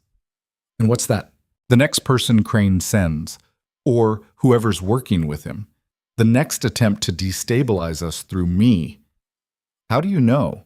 "The same way you know when a negotiation is about to go wrong. Instinct. Pattern recognition. Experience." She finally looked at him. "You're going to have to trust my judgment on these things. The threats. The responses. The decisions I make to protect myself and, by extension, you. Because I won't ask permission anymore. I won't wait for your approval. I'll do what needs to be done and inform you after. That's not how marriage works. Our marriage hasn't worked in 7 years. Let's not pretend otherwise." The carriage hit a rut, and they both grabbed for support. When they settled again, Rowan spoke quietly. "I miss who you were." Celine's laugh was bitter. "You miss having someone convenient, someone decorative, someone who didn't challenge you or complicate your life or force you to consider consequences. That person died in confinement. You killed her. And this is what grew back. I never wanted... What you wanted stopped mattering the moment you chose Betrayal over me. You don't get to mourn the loss of someone you destroyed. You don't get to miss the version of me that made your life comfortable while you fucked other women and built your empire." She turned back to the window. "We're stuck with each other. The papers are signed, the appearance must be maintained, but don't ask me to be something I'm not anymore just because it's easier for you. I've stopped doing things because they're easier for other people." The rest of the journey passed in silence. When they reached Thornhaven Estate, Celine went directly to her chambers. She locked the door, pulled out fresh paper, and began researching the woman from the reception. Because that smile had been a declaration of war, and Celine Blackthorne didn't lose wars anymore. She ended them. Before they fully began, with whatever tools were necessary, whatever costs were required, whatever lines needed crossing. She'd learned something crucial in the last month. Survival wasn't about being good. It was about being willing to do what good people wouldn't. And she was done being good. She was done playing by rules that only applied to people without power. She was done being the victim in someone else's story. From now on, she was the author. And anyone who tried to write her ending would find themselves erased from the narrative entirely. The candle burned low. Snow fell outside. And in her study, Celine began planning the destruction of people who didn't yet know they were already dead. This was the point of no return. The moment where she stopped defending and started hunting. The moment where the Duchess became something else entirely. Something the world would learn to fear. One carefully executed destruction at a time. The woman from the reception had a name, Isabella Thorne. No relation to the Blackthorns despite the similar surname. 26 years old, educated in the capital's finest institutions. Fluent in 4 languages, trained in music, dance, etiquette, and according to Celine's sources, combat. That last detail was what made her dangerous. Varel had been a beautiful weapon. Isabella was a trained killer dressed as a socialite. Celine spent 2 weeks mapping her, tracking movements, identifying contacts, building a profile of who this woman was, and more importantly, who she worked for. The answer came back to Crane, always Crane. Isabella had been placed in minor noble households for the past 3 years, each assignment ending with some form of scandal or disruption. A lord caught in a compromising position. A lady accused of theft, a merchant family destroyed by suddenly revealed debts. She was a specialist in controlled demolition of reputations. And now she was circling Thornhaven Estate like a shark testing the waters. Celine watched her from the second-floor window of a coffeehouse across from the Winter Gardens, where Isabella took her morning walks. Predictable schedule. Same route, same time. The kind of pattern that suggested either carelessness or bait. Celine suspected bait, so she didn't take it. Instead, she went after Isabella's handler. Every operative had someone giving orders, someone providing resources and intelligence, someone who could be leveraged or eliminated to cut the puppet's strings. It took another week to identify him. Captain Richard Voss, former military intelligence. Dishonorably discharged 5 years ago for reasons the official records didn't specify, but Cellini's purchased information revealed in brutal detail. Torture of prisoners, execution of civilians, war crimes dressed up as tactical necessities. He'd been Crane's fixer ever since, the man who handled problems too dirty for official channels. And he was Isabella's direct supervisor. Celine found him in a tavern near the docks, the kind of establishment where people went to disappear into cheap whiskey and cheaper company. She walked in wearing a hooded cloak that hid her face and most of her frame, sat down across from him without invitation. Voss looked up from his drink with eyes that had seen too much and felt too little. Lost, lady? No, I know exactly where I am. Then you know this isn't a place for someone like you. Someone like me. You mean a duchess? Or you mean someone who knows what you do for Benedict Crane? Voss's hand moved toward his belt. Celine was faster. She slammed a knife into the table between his fingers, hard enough to make the wood crack. Don't, she said quietly. The tavern went silent. Men at other tables suddenly found their drinks very interesting. Voss looked at the knife, then at Celine. Then he laughed. You've got stones, I'll give you that. I've got more than that. I've got information on every mission you've run for Crane in the last 5 years. Every crime, every body, every piece of evidence you thought was buried. She slid a thin folder across the table. Voss opened it. His expression didn't change, but his knuckles went white. Where did you get this? I bought it. With leverage, with secrets, with the kind of resources you didn't think a decorative duchess could access. What do you want? Call off Isabella Thorne. Recall her. Send her somewhere that isn't within 100 miles of Thornhaven. And if I don't, then tomorrow morning this folder gets delivered to military tribunals. They'll be very interested in what happened to those civilians in Greystone. Very interested in who gave the orders and who carried them out. You'll hang, Captain, and Crane won't lift a finger to save you because saving you would expose him. Voss closed the folder slowly. You're playing a dangerous game, Duchess. I'm ending a dangerous game. There's a difference. Isabella isn't just my operative. She's Crane's insurance policy, his final option if everything else fails. You really think he'll just let her go because you threaten me?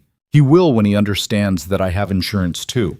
That every move he makes against me activates a cascade of revelations that destroy everyone in his network. You, Isabella. Every dirty secret he's accumulated over 30 years in power.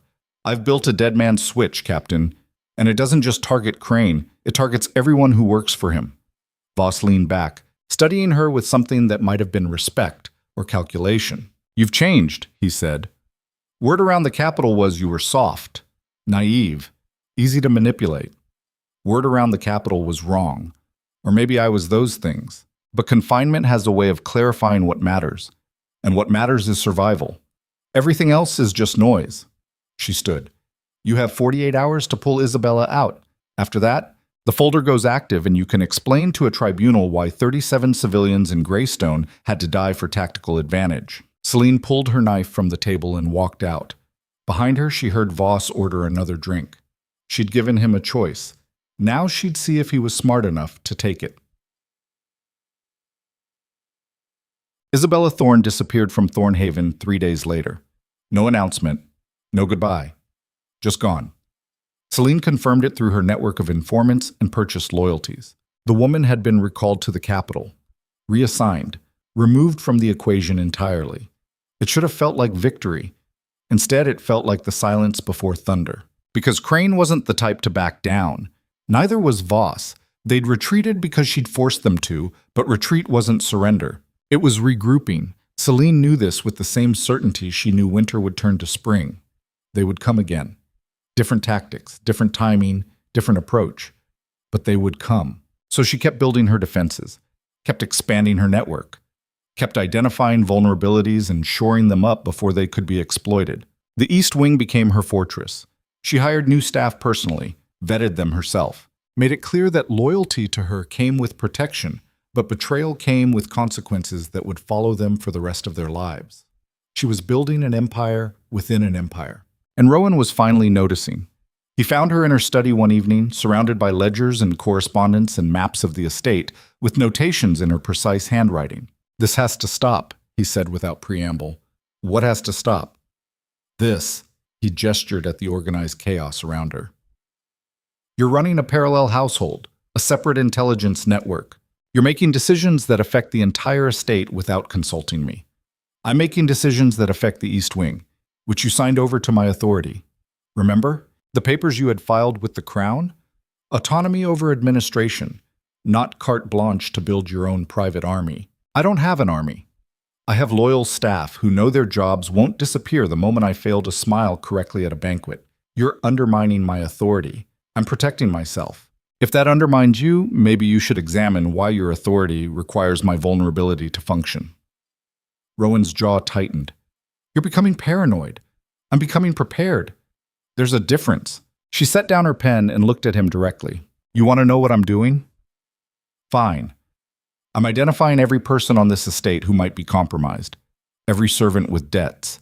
Every guard with family in vulnerable positions. Every cook and footman and stable hand who could be leveraged by our enemies. Then I'm either securing their loyalty or removing them from sensitive positions. It's called threat assessment, Rowan. It's what you should have been doing instead of assuming everyone who works for you is trustworthy by default. I can't run a household where everyone is suspect. Then don't.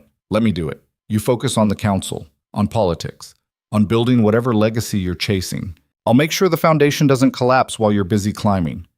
The silence stretched. Then Rowan spoke, his voice quiet and dangerous. "You sound like Crane." Celine smiled without warmth. "Good. That means I'm learning from the best threats I've faced. You wanted me safe, didn't you? Protected. This is what that looks like, not a damsel waiting for rescue. A woman who ensures she never needs rescuing in the first place. This isn't who you are. You don't know who I am. You never did. You married a pretty face and a useful alliance. You got 7 years of compliance because I thought playing the role would be enough. It wasn't, so I'm done playing." She returned to her paperwork. "Was there something else you needed, or can I get back to making sure your house doesn't burn down from the inside?" Rowan stood there for a long moment. Then he turned and left without another word. Celine waited until his footsteps faded. Then she allowed herself to breathe, because that conversation had been a test. Not from Rowan, from herself. Could she maintain this facade of absolute control while everything inside her screamed that she was losing herself? The answer was yes, because losing herself was preferable to losing her life. And if the price of survival was becoming someone she didn't recognize, she'd pay it. She'd paid worse. The attack came on a Tuesday.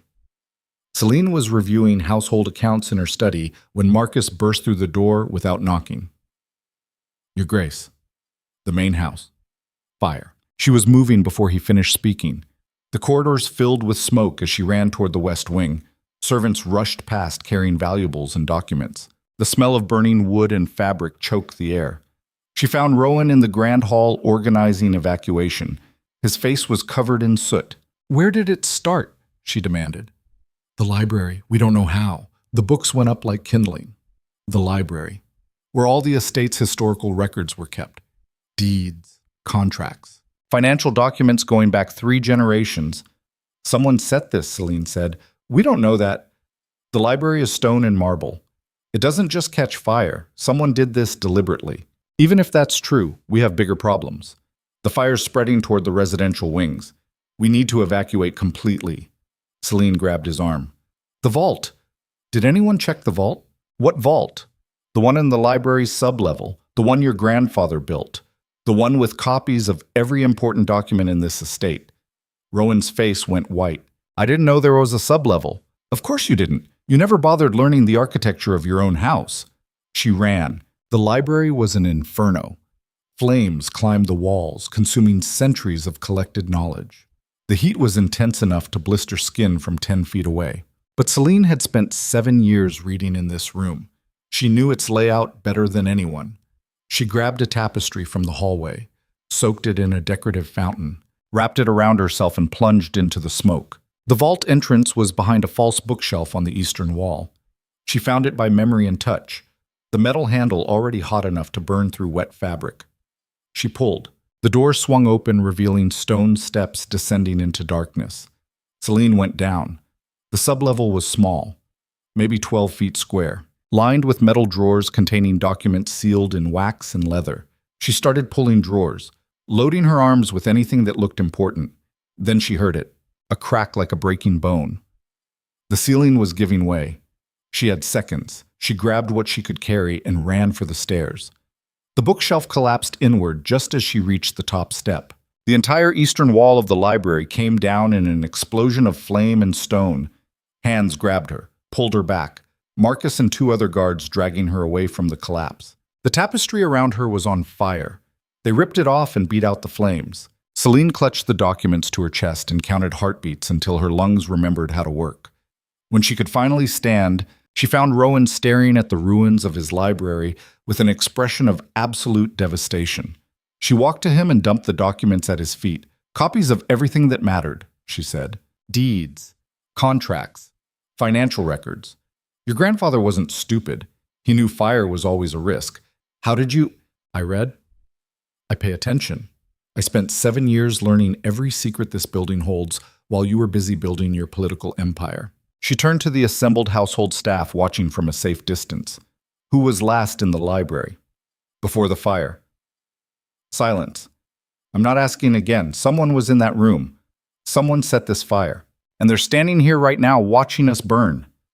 More silence.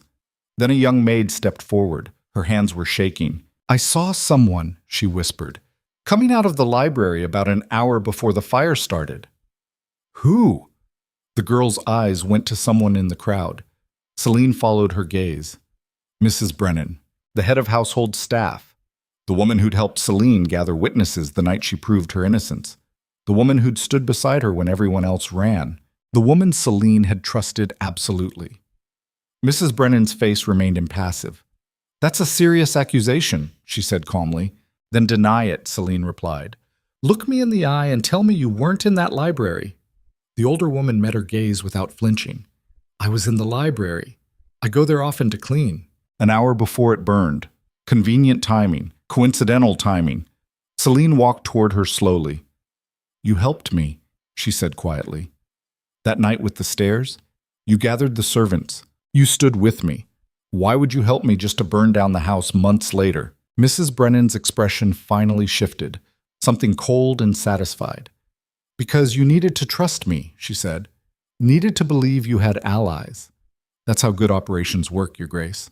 You build trust so you can spend it later. The words landed like physical blows. How long, Celine asked. How long have you been working for Crane? 5 years. Since before you married into this house. Since before Virele. Since before any of it. I was the insurance policy. The long game. The one person you'd never suspect because I was there from the beginning. And the fire. Was meant to destroy evidence. Records of Crane's son. Financial trails connecting him to various operations. All of it stored in the library because the Lord Chancellor never imagined anyone would think to look in the Duke's personal collection. You could have just stolen the documents. Mrs. Brennan smiled. Where's the message in that? The fire was meant to show you that nowhere is safe. Not even your own home. Not even with people you trust. That's the real lesson, Duchess. You can't protect yourself. You can build networks and gather leverage and threaten all you want. But in the end, someone close enough can always burn it all down. Celine's hand moved without conscious thought. She grabbed Mrs. Brennan by the throat and slammed her against the nearest wall. The older woman didn't resist, just smiled through the choking. Do it, she wheezed. Kill me. Prove you're exactly what we thought you'd become. Prove the Duchess is just another killer with a title. Celine's fingers tightened. Then Rowan's voice cut through the rage. Celine, let her go. She didn't move. Let her go. We'll handle this legally. Legally? Celine's laugh was bitter. Through what system? The courts Crane controls, the magistrates he appoints. The legal system designed to protect people exactly like him. We can't execute her without trial. Why not? You convicted me without trial, locked me away based on an accusation. What's different now? Everything is different. You survived. You proved yourself. Now prove you're better than them, better than Crane and his methods. Celine looked at Mrs. Brennan's face, saw the satisfaction there, the certainty that she'd won something regardless of outcome, and understood. This was the real trap, not the fire, not the destroyed library. This. Force Celine to choose between justice and revenge, between becoming a monster or remaining vulnerable. Make her prove she was exactly what they accused her of being, or prove she was still weak enough to be destroyed. Either way, they won. Either way, she lost. Celine released Mrs. Brennan and stepped back. The older woman coughed and smiled. There she is, Mrs. Brennan said. The Duchess, who can't commit, who plays at power but doesn't have the stomach for what power actually requires. You'll lose, Your Grace. Maybe not today, maybe not this year, but eventually. Because you still think the rules matter. Celine's voice was very quiet. Lock her in the cellars, she said to Marcus. Postcards. No one speaks to her. No one even looks at her. And if she escapes, I'll hold you personally responsible. Marcus nodded and signaled the other guards. They took Mrs. Brennan away. Celine stood in the courtyard watching the library burn and understood with perfect clarity that everything had changed again. Not because of the fire. Not because of the betrayal. Because she'd proven Mrs. Brennan right. She didn't have the stomach for what power required, and that weakness would kill her eventually. The investigation took 3 days. They found evidence of accelerants in the library, oil-soaked rags hidden behind bookcases, a carefully planned destruction meant to consume specific sections while appearing accidental. Mrs. Brennan confessed to nothing, said nothing, just sat in her cell with that same satisfied smile. Rowan wanted to turn her over to the magistrates. Let the legal system handle it. Celine knew better. Crane controlled the magistrates. Within a week, Mrs. Brennan would be released on some technicality or lack of evidence. She'd disappear. Probably receive a comfortable retirement somewhere warm. That's how it worked when you served powerful people. You were protected as long as you kept quiet. And Mrs. Brennan would keep quiet. She'd won. Proven her point. Shown that Celine's networks and leverage and threats meant nothing when the right person got close enough. The realization sat in Celine's chest like ice. She was losing, not dramatically, not all at once, but slowly, methodically. Death by 1,000 cuts from enemies who understood patience better than she did. She sat in her study staring at the recovered documents and understood that this was the moment, the choice Mrs. Brennan had described. Become what power required or accept eventual destruction. There was no middle ground, no moral high road that led to survival, just the cold mathematics of who was willing to do what. And Celine wasn't willing. Not yet, maybe not ever. That was her weakness. That was what would kill her. She was still too human. Still believed that some lines shouldn't be crossed. Still held on to the naive belief that intelligence and preparation and leverage could substitute for ruthlessness. And that belief was wrong. Demonstrably, fatally wrong. The door opened. Rowan entered without knocking. He looked exhausted, older, like the past few months had aged him years. We need to talk, he said. Not now. Now. Before this gets worse. It can't get worse. It can. And it will. Unless we make changes. Celine looked up at him. What kind of changes? Rowan sat down heavily. I spoke with the king's advisors, told them about the fire, about the investigation, about Crane. You did what? I reported it. Officially. There's going to be an inquiry into the Lord Chancellor's activities. Celine stood abruptly. You absolute fool. Excuse me? Crane controls the inquiry process, controls who investigates, controls what evidence gets seen. You just warned him we're coming, gave him time to cover tracks, destroy evidence, eliminate anyone who might testify against him. I had to do something. We can't win through official channels. The system is designed to protect people like Crane. That's the point. That's why he survived 30 years. Then what do you suggest?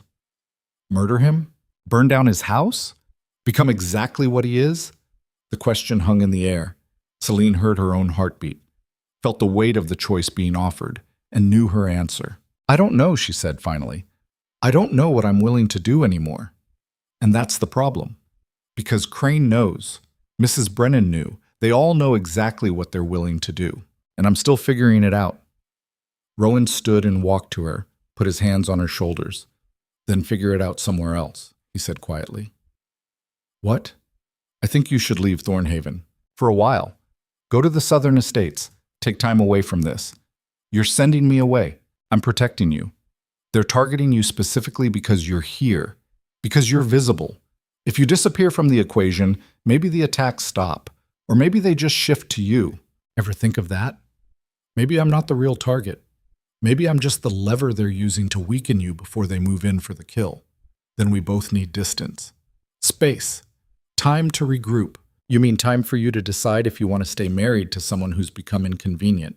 That's not, isn't it? Be honest, Rowan. You miss the decorative Duchess. The one who smiled and hosted and didn't complicate your political ambitions. You hate what I've become because it reflects what you've always been. Ruthless, calculating, willing to sacrifice anyone for advantage. That's not fair. Nothing about this is fair. Nothing about any of it has ever been fair. She pulled away from him. I'll go to the southern estates, she said. Not because you asked. Because I need to think. About what I'm willing to become, what lines I'll cross, what I'll sacrifice to survive. Celine. And while I'm gone, you need to think too. About whether you want a wife or a political asset. About whether you're prepared for what I might decide. Because I'm not coming back as someone you can control or dismiss or lock away when I become problematic. What are you saying? I'm saying our marriage might not survive what I'm becoming. And you need to decide if you can live with that. She walked to the door. I leave tomorrow. Make whatever arrangements you need to make. Then she was gone. Leaving Rowan standing alone in her study, wondering when exactly his wife had become someone he didn't recognize, and whether he'd been the one who'd forced that transformation, or if she'd always been capable of this and he'd just been too blind to see it. Chum! Celine left at dawn. 1 carriage, 3 guards, minimal luggage. She didn't say goodbye to Rowan, didn't leave a letter, just disappeared into the early morning fog like a ghost dissolving. The southern estates were 2 days' travel, remote, isolated. The kind of place where you went to either heal or make decisions that required distance from civilization's judgment. Celine spent the journey staring out windows and thinking about Mrs. Brennan's satisfied smile, about Crane's methodical destruction of everything she'd built, about the choice between becoming a monster or accepting eventual death, about whether there was actually a difference. The estates were smaller than Thornhaven, less grand, but there was something honest about them. No pretense. No political theater, just land and labor and the simple mathematics of survival. She spent the first 3 days walking, exploring boundaries, learning terrain. On the 4th day, she received a letter. The seal was unfamiliar, the handwriting precise. She opened it alone in the estate's small library. The contents made her blood freeze. Duchess Blackthorn. By the time you read this, your husband will be dead. Not by my hand, by his own choices. He pushed for an inquiry into matters better left buried. That inquiry will reveal not just Crane's activities, but Rowan's as well. The council appointment was contingent on clean records. Your husband's records are far from clean.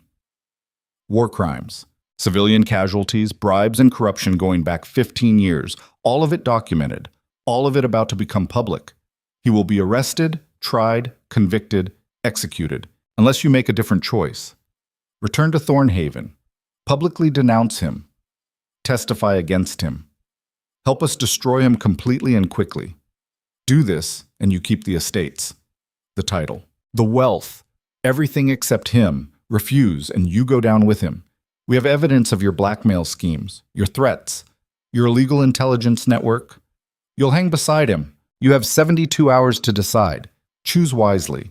A friend. Celine read the letter 3 times. Then she walked to the fireplace, held the paper over flames, and stopped. Because this was it. The real choice. Not between becoming a monster or staying human. Between surviving or dying with principles intact. Between saving herself or saving a man who'd locked her away, slapped her, believed a stranger over his own wife. A man who'd created the circumstances that forced her to become whatever she was becoming. The letter was a test, but not from Crane, from herself. What was she actually willing to do? Who was she actually willing to sacrifice? What remained of her humanity, and did it matter more than her life? Celine stared at the flames and made a decision that would define everything that came after. She pulled the letter back from the fire, folded it carefully, and called for her guards. "We're returning to Thornhaven," she said. "Immediately. Don't stop for anything. Your Grace, is everything..." "Everything is about to change, and I need to be there when it does." The return journey took 36 hours of hard riding. They reached Thornhaven Estate at midnight on the second day. The place was dark, quiet. Wrong. Celine dismounted and walked through the front entrance. Guards were posted, but they didn't stop her, didn't speak, just watched with expressions she couldn't read. She found Rowan in his study. He wasn't alone. Standing beside him were 6 members of the King's Guard, armed, armored, official, and in Rowan's hands were shackles. He looked up when she entered. His face was empty of everything except resignation. "They came 3 hours ago," he said quietly. "The inquiry revealed everything. I'm being arrested for war crimes, corruption, abuse of power. The trial is set for next week." Celine looked at the guards, at her husband, at the shackles, and understood that she'd made her choice too late. She'd come back to warn him, maybe to save him. But there was nothing left to save. One of the guards stepped forward. "Duchess Blackthorne, you're also under arrest. Conspiracy, blackmail, operating an illegal intelligence network. You'll both stand trial together." The room tilted. This wasn't supposed to happen. She was supposed to have a choice. But the choice had already been made for her. By coming back. By not denouncing him when she had the chance. By choosing wrong. The guard moved toward her with shackles. Celine looked at Rowan one last time. "I came back to warn you," she said. "I know. I could have saved myself, I know. Why didn't you run when you knew they were coming?" Rowan's smile was sad. "Because running would have proven I was guilty. And I wanted to believe the truth mattered, that justice existed. That the system would see I'd done what was necessary to protect this duchy." The shackles closed around his wrists. "I was wrong," he said. The guard reached Celine. She didn't resist, didn't fight. Just let the cold metal close around her wrists, and wondered when exactly she'd lost control of her own story. When she'd stopped being the author and become just another character being written toward an ending she couldn't see coming. The guards led them both out.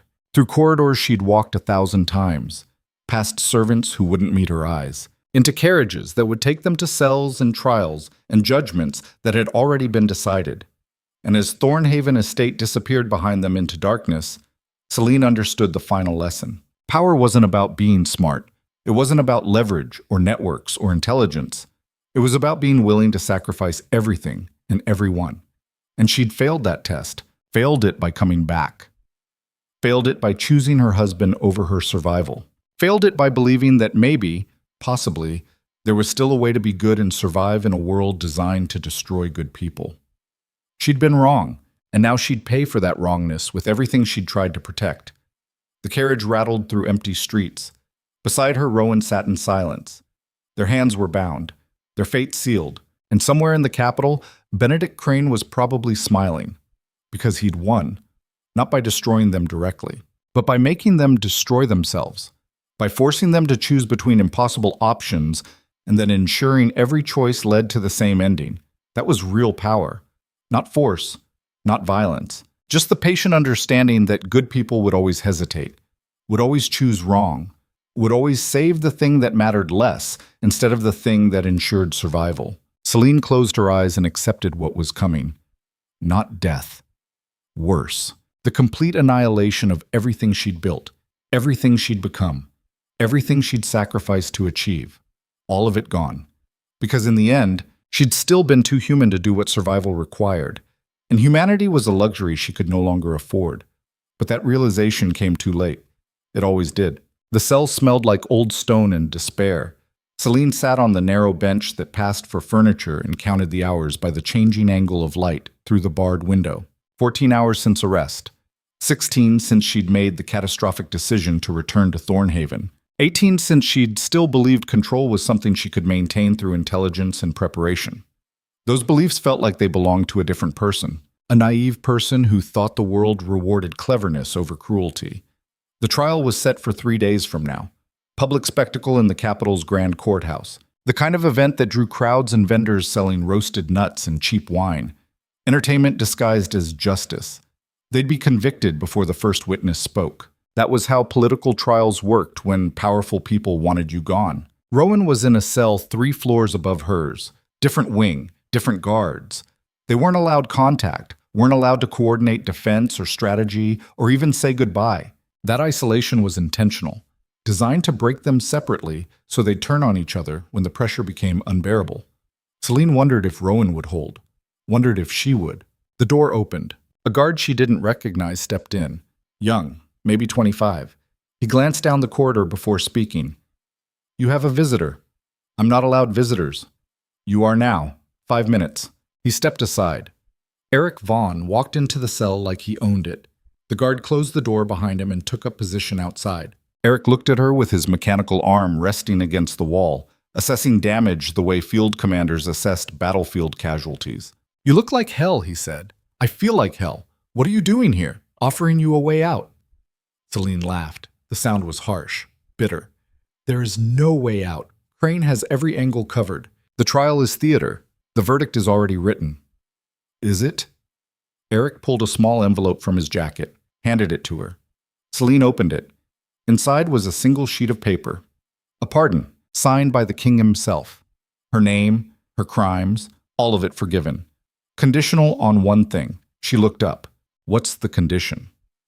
"You testify against Rowan.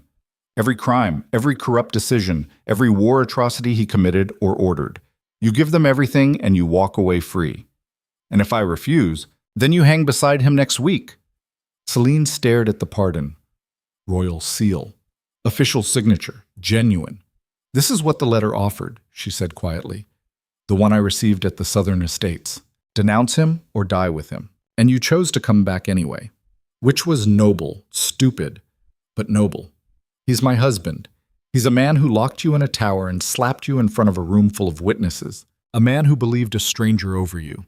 A man who spent 7 years treating you like decorative furniture." Celine's hands tightened on the paper. "Why are you doing this?" "Because you're more useful to me alive than dead. And because I've spent 15 years watching Rowan destroy everything he touches, including himself. He's my friend. But friendship doesn't make me blind to what he is. What is he? A man who mistakes power for righteousness, who thinks noble intentions excuse brutal methods, who's finally being held accountable for decisions he made in the dark and assumed would stay buried. The same could be said about you." Eric smiled without warmth. "Probably. But I'm not the one on trial. You are. And you have a choice to make. Take the pardon and destroy the man who made me what I've become, or refuse and die proving something no one will remember." Essentially, Celine stood, walked to the barred window, looked out at the capital city spreading below the fortress prison. Thousands of people living ordinary lives, working, eating, loving, none of them knowing or caring that a duchess was about to make a decision that would define what remained of her existence. "What happens to him if I testify?" "He hangs, publicly, within the month. And if I don't, you both hang. Same timeline, less public satisfaction for the crowd. They want a betrayal, a wife turning on her husband. That's the real entertainment. That's politics. Give the people a narrative they understand. Loyal wife finally sees the truth. Justice prevails. Everyone goes home satisfied, except the people who hang. Except them." Celine turned from the window. I need time to think. You have until tomorrow morning. After that, the offer expires and you're just another convicted criminal waiting for execution. Why tomorrow? Because that's when they move Rowan to the public cells. Once he's there, you won't be able to communicate, won't be able to coordinate. They'll isolate you completely until the trial. Eric moved toward his door, stopped. One more thing, he said. Rowan knows about this offer. They gave him the same choice. Testify against you or die together. Celine's breath caught. What did he say? He told them to go to hell. Of course he did. She laughed again. That bitter sound. Now he finds his spine. Now he decides loyalty matters. Or maybe he finally understands what he did to you, what he cost you. Maybe dying together is his way of apologizing. That's a terrible apology. Most apologies are. Eric knocked on the door. The guard opened it. Tomorrow morning, Duchess. Choose survival or choose martyrdom, but choose knowing that no one remembers martyrs. They just remember who won. He left. The door locked. Celine sat back down on the bench and stared at the pardon, royal seal gleaming in dim light, her name in official script. Freedom written on paper if she was willing to pay the price. The question was whether she could live with herself after paying it, whether survival was worth the cost of her last remaining shred of humanity, whether anything was worth that cost. She thought about Rowan telling them to go to hell, refusing the same offer, choosing death with her over life without her. Not because he loved her. They'd never loved each other. Not really. But because after everything, after all the cruelty and distance and mutual destruction, he'd finally chosen her. Finally proven that whatever broken thing existed between them mattered more than his life. And if she took this pardon, she'd make that choice meaningless. She'd prove that his loyalty was wasted on someone who'd abandon him the moment survival was offered. But if she refused, they died together. Proved nothing. Accomplished nothing. Became footnotes in Crane's long career of destroying threats. Celine folded the pardon carefully, set it on the bench beside her, and tried to sleep. She couldn't. Instead, she lay in darkness and thought about choices. About the woman she'd been when she married Rowan 7 years ago. Young, optimistic, believing that duty and grace would be enough. About the woman she'd become after Virel's attack. Hard, calculating, building networks and leverage and power structures to ensure she'd never be vulnerable again. About the woman she was now, sitting in a cell, facing execution, holding a pardon that required her to destroy the only person who'd finally chosen her. 3 different people, all of them her. All of them failures in their own way. The first had been too naive to see threats coming. The second had been too ruthless to maintain her humanity. The third was too broken to know which version to become. Somewhere in the fortress, a clock struck midnight. Celine closed her eyes and made her decision. Morning came gray and cold. The guard opened her cell at dawn. Different guard, older, harder. Time to make your choice, he said. I already have. She stood, walked past him into the corridor.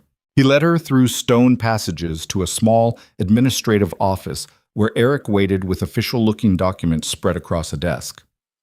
Well? He asked. Celine looked at the papers. The confession already written. Just waiting for her signature and testimony. I need to see Rowan first. That's not... I need to see him. 5 minutes.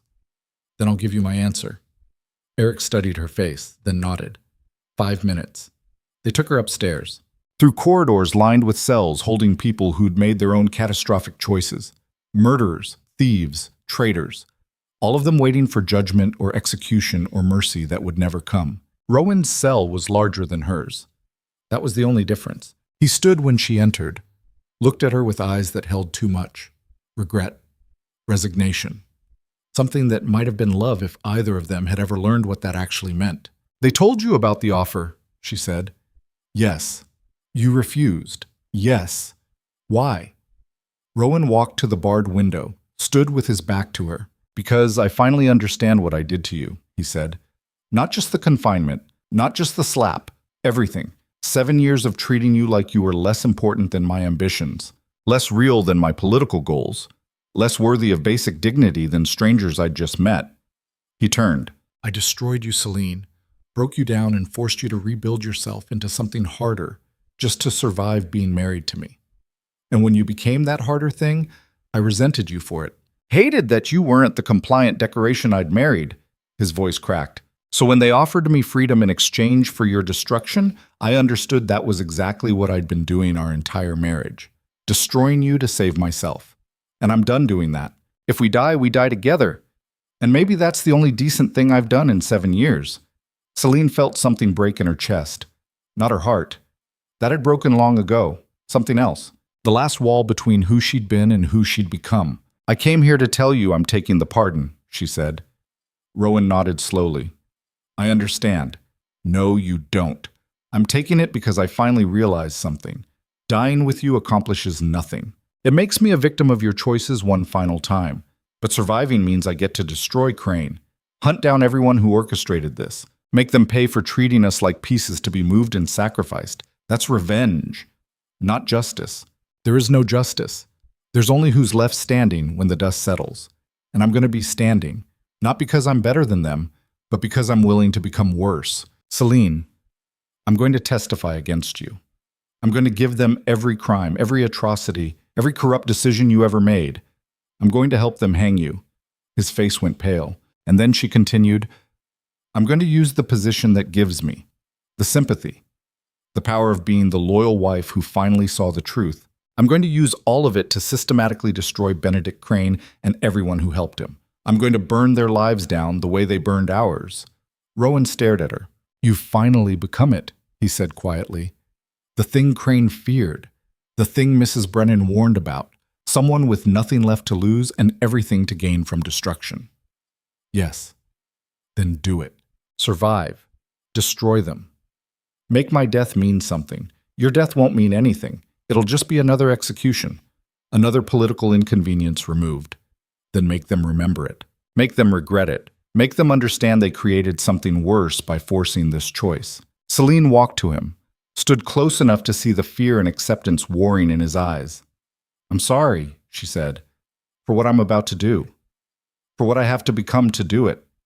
Rowan touched her face, gentle, the first gentle touch he'd given her in years. Don't be. Be ruthless. Be everything they're afraid of. And when you destroy them, remember it started here. Remember what they cost us. The guard knocked on the door. Time's up. Celine stepped back, looked at her husband one last time, and walked out. Duchess. She signed the confession an hour later. Her hand was steady. The words were damning. Every crime Rowan had committed or ordered. War atrocities, civilian casualties, bribes, corruption, abuse of power. All of it true. All of it documented. All of it leading to a noose. Eric watched her sign with an expression that might have been satisfaction or pity. You made the right choice, he said. There was no right choice, just survival. Survival is always right. Tell that to the people I'm condemning. I will, right before they hang. Celine set down the pen. When do I testify? Tomorrow. Public court, full audience. You'll tell your story to the kingdom, and after. After you're free, pardoned, wealthy. Everything you need to start rebuilding, except my husband. Eric's mechanical hand clicked against the desk. You never really had him. You know that. The marriage was political, the affection was performance. What you're losing is a title and an estate. Nothing you can't replace. Celine stood. You're wrong, she said quietly. What I'm losing is the last piece of myself that believed in anything beyond survival. That's not something you replace. She walked out. Behind her, Eric called out, Welcome to the real world, Duchess. It's exactly as terrible as you imagined. The trial started at noon the next day. The courthouse was packed, every seat filled, standing room only. People had been camping outside since dawn for the chance to witness the Duke and Duchess of Thornhaven destroy each other in public. Entertainment, spectacle, justice performed for the masses. Celine wore black, simple dress. No jewelry. The costume of a woman betrayed and finally awakened to truth. Rowan wore prison gray, shackled, guarded. The costume of a criminal awaiting judgment. They didn't look at each other as she was sworn in. Didn't acknowledge the 7 years of shared existence. Just strangers now. One condemned, one free. The prosecutor began. Duchess Blackthorne, you've submitted a sworn confession detailing your husband's crimes over 15 years of military and political service. Are you prepared to testify to these facts publicly? Celine looked at the packed courthouse, at the nobles and merchants and common people all waiting for her words, at Crane sitting in the back row with that same satisfied smile, at Eric near the front taking notes, at Rowan in the defendant's box with his head bowed. She opened her mouth to speak and stopped because something was wrong. Not with the trial. That was proceeding exactly as planned. Something else. She scanned the crowd again, slower this time. There, third row, right side. A woman in servant's clothing, looking directly at Celine with an expression of desperate urgency. It was one of her informants from Thornhaven, a kitchen maid who'd fed Celine information for the last 3 months in exchange for protection. What was she doing here? The prosecutor cleared his throat. Duchess Blackthorne, are you prepared to testify? Celine's mind raced. The maid wouldn't risk coming here unless it was critical, unless she had information that changed everything. But how to get it without alerting the court? Your Honor, Celine said, I need a moment. The weight of what I'm about to do. This is not a time for theatrics, the judge snapped. You've signed a confession. Now speak it, please. Just 1 minute to compose myself. The judge looked ready to refuse. Then Crane stood. Your Honor, if the Duchess needs time to gather her courage for this difficult testimony, perhaps we can show mercy. A brief recess would be appropriate. The judge's expression soured, but he nodded. 5 minutes? Then we proceed with or without your composure. The court recessed. Celine moved immediately toward the maid. Guards followed, but she waved them off. I'm going to the washroom. Unless you'd like to join me. They stepped back. She reached the maid in the corridor outside the courtroom. What is it? Celine hissed. Why are you here? The maid grabbed her arm, pulled her into an alcove. Mrs. Brennan, she whispered. She's been talking. From her cell. We thought she was broken, but she was waiting. Waiting for the trial to start. Waiting for what? To tell us the truth. She's not working for Crane. She never was. Celine's blood went cold. What are you talking about? The fire. The library. It wasn't to destroy evidence against Crane. It was to destroy evidence against the king. Against... Mrs. Brennan says Rowan found something 6 months ago. Documents proving the king's sanctioned massacres in the northern campaigns. Ordered civilian deaths to terrorize populations into submission. Rowan kept copies in the library. Was planning to use them to force policy changes. The king found out. Used Crane to orchestrate this entire situation. The goal wasn't to destroy you and Rowan. It was to destroy the evidence and everyone who knew about it. Celine's mind spun. That's impossible. Crane is the one who... Crane thinks he's running this operation, but he's a puppet too. The king is using him the same way Crane tried to use Varel. Everyone's being played. And Mrs. Brennan was actually trying to destroy the evidence before it could be used as justification for your executions. She was protecting you. Why didn't she say this before? Because she needed the trial to start. Needed everyone focused on you and Rowan.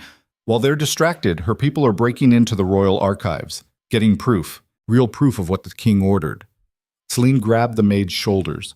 Where is this proof now? Coming here. Within the hour. But you need to stall, keep the trial going. Keep everyone's attention on you until the evidence arrives.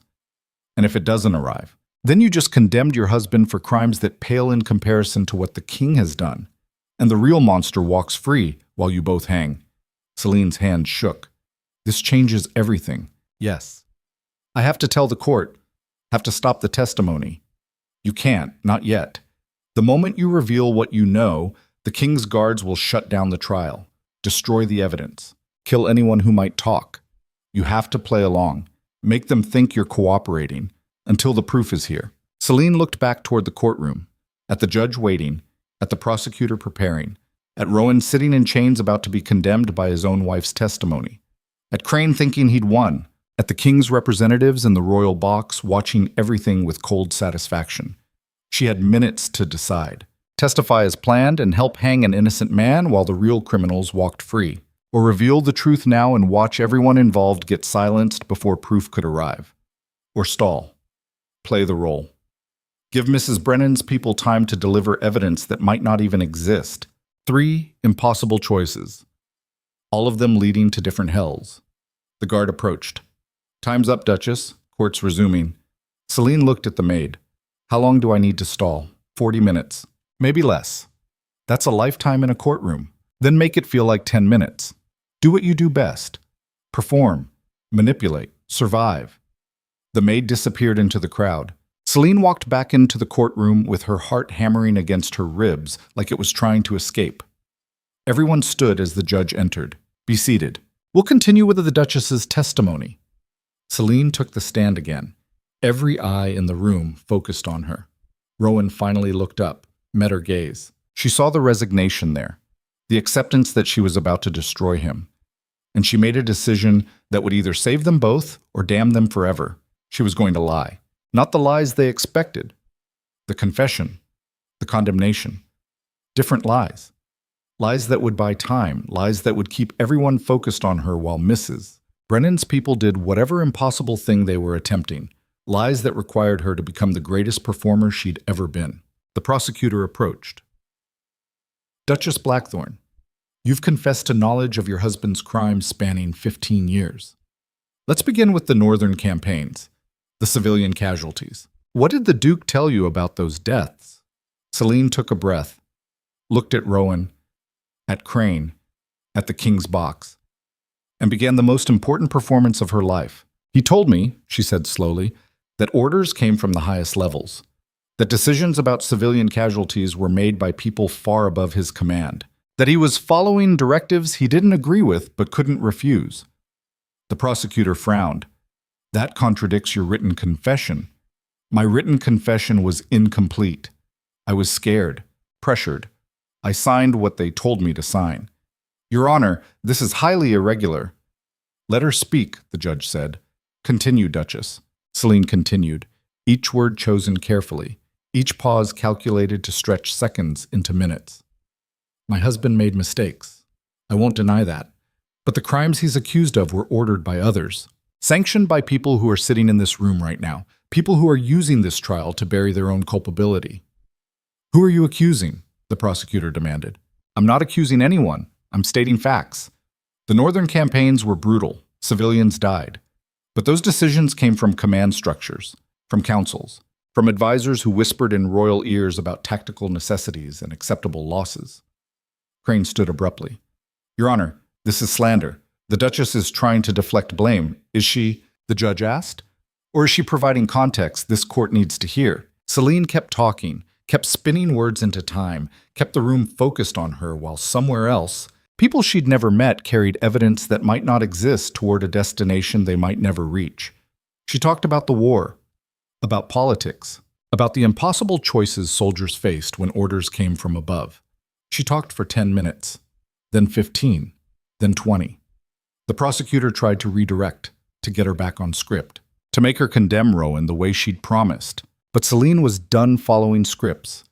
She was writing her own now, and every word was aimed at one goal: survival. Not just hers, not just Rowan's, but truth's survival, justice's survival, the survival of something bigger than any individual life. She talked until her throat was raw, until the judge looked impatient, until Crane's satisfaction started curdling into suspicion, until Rowan understood what she was doing and hope flickered in his eyes for the first time in days. She talked until the courthouse doors slammed open. Mrs. Brennan walked in, not in chains, not escorted by guards. Free, with 3 armed soldiers behind her carrying a trunk. The judge stood. "What is the meaning of this intrusion?" Mrs. Brennan's voice carried through the silent room. "I am here to submit evidence to this court. Evidence of crimes that make everything being discussed here look like children's games. Evidence that will change the outcome of this trial and several others." The judge's face went pale. "You're an escaped prisoner. You have no standing." "I have a royal pardon." Mrs. Brennan held up a document, signed by the king himself, in exchange for testimony about treasonous activities within the palace. The room exploded, people shouting, guards moving, Crane trying to reach the exit, the king's representatives in the royal box standing with expressions of absolute horror. Mrs. Brennan's soldiers opened the trunk. Inside were documents, hundreds of them, orders, correspondence, evidence of massacre and cover-up and crimes that went to the throne itself. Celine stood, looked at Rowan, at Mrs. Brennan, at the chaos erupting around them, and understood that the game had just changed completely. This wasn't about her testimony anymore. This wasn't about Rowan's guilt or innocence. This was about something bigger, something that would reshape the kingdom, something that had been building toward this moment since the day Betrayal fell down those stairs. The judge banged his gavel uselessly. Order. Order in this court. But there was no order. Just revelation. Just truth exploding into light after decades in darkness. Just the sound of empires beginning to crumble. And in the middle of it all, Celine caught Mrs. Brennan's eye. The older woman smiled, not satisfied this time. Proud. You did it, she mouthed. You bought us time. Celine looked at Rowan, at the man she'd been about to destroy to save herself, at the husband who'd chosen death with her over life without her, at the duke who'd apparently been trying to expose a king's crimes and paid for it with everything. He was standing now, chains rattling, guards trying to restrain him. Their eyes met across the chaos, and Celine understood that this wasn't ending. This was just beginning, the real battle, the one that would determine not just their fates, but the fate of everyone who'd ever been sacrificed to power's appetite. Mrs. Brennan's voice rose above the noise. I call for immediate dismissal of all charges against Duke and Duchess Blackthorne, and I call for the arrest of Lord Chancellor Benedict Crane and every member of the King's War Council for conspiracy, for murder, for treason against the people they swore to protect. The guards moved, but not toward Crane, toward the King's box, because this was a coup. Not violent, not bloody, but total. And Celine stood in the center of it, realizing she'd just become part of something that would either save the kingdom or destroy it completely. Rowan broke free from his guards, ran to her, grabbed her shoulders. You knew, he said. You knew about the evidence. No. I stalled. I took a chance. I trusted someone I thought was my enemy. And she came through. She came through. They stood together in the center of a courthouse transformed into battlefield. Guards fighting guards, nobles fleeing, Crane being dragged toward cells he'd sent so many others to. The king's representatives trying to escape and failing. And through it all, documents being read aloud, orders for civilian massacres, cover-up attempts, names of everyone involved in crimes that had killed thousands. The truth, finally spoken, finally undeniable. Celine felt Rowan's arms around her and realized they were both shaking, not from fear, from the understanding that they'd just survived something impossible, from the knowledge that nothing would ever be the same, from the terror and exhilaration of standing at the center of revolution. What happens now? She whispered. Rowan looked at the chaos, at the evidence, at the future being rewritten in real time. Now he said, we see if truth is enough to build something better, or if it just burns everything down. The courthouse doors slammed open again.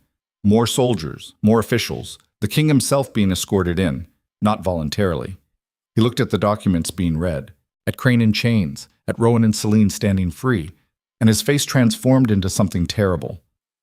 This is treason, he said quietly. No, Mrs. Brennan replied. This is justice. Finally, the king's eyes found Celine. You did this, he said. You and your husband. You couldn't leave well enough alone. We couldn't let innocents die for your crimes, Celine replied. Innocents? The king laughed. There are no innocents. Just people who haven't been tested yet. You've been tested, Duchess. And look what you became. A liar. A manipulator. A woman who'd destroy her own husband to survive. I didn't destroy him. I saved him. By becoming exactly what you claim to hate. By using the same methods, the same tactics, the same ruthless calculus that makes monsters of us all. Celine stepped forward. Then we're all monsters. You, me, everyone in this room who's ever made a choice that prioritized survival over morality. The difference is, some of us own what we are, and some of us hide behind crowns and titles and claim righteousness while ordering massacres. The king's guards moved, but so did Mrs. Brennan's soldiers, weapons drawn, lines established. The courthouse became a standoff, and in that frozen moment, Celine understood. This was it. The point where everything either changed or broke, where revolution became real or collapsed into just another failed attempt, where she and Rowan either survived to see a new world or died defending the possibility of one. The king looked at his guards, at Mrs. Brennan's soldiers, at the crowd watching with held breath, at the evidence that condemned him spread across tables and floors, and made his choice. "Stand down," he said quietly. "Your Majesty, stand down. It's over." The weapons lowered. The tension didn't. The king walked to the center of the room, looked at Celine and Rowan. "You've won," he said. "You've exposed crimes, destroyed reputations, brought the kingdom to the edge of chaos. Are you satisfied?" "We're alive," Rowan said. "That's all we wanted." "No." The king shook his head. "You wanted more. You wanted justice, truth, the defeat of people who used power cruelly. Well, you have it. Now comes the hard part. Building something better with the rubble. Governing, leading, taking responsibility for what you've destroyed. That's your job. Not anymore." The king removed his crown, set it on the judge's bench. "I abdicate. Effective immediately. Let whoever claims this next deal with the consequences of today." He walked toward the exit, stopped beside Celine. "You think you've won," he whispered, "but power doesn't care about justice. It only cares about who's willing to wield it. And now that burden falls to you. Let's see how long your morality survives that weight." He left. The room exploded again. Questions, demands, panic about succession and power vacuums and what came next. But Celine wasn't listening. She was looking at Rowan, at the crown sitting on the bench, at the future being offered to them like poisoned fruit. "We can't," she said. "Someone has to.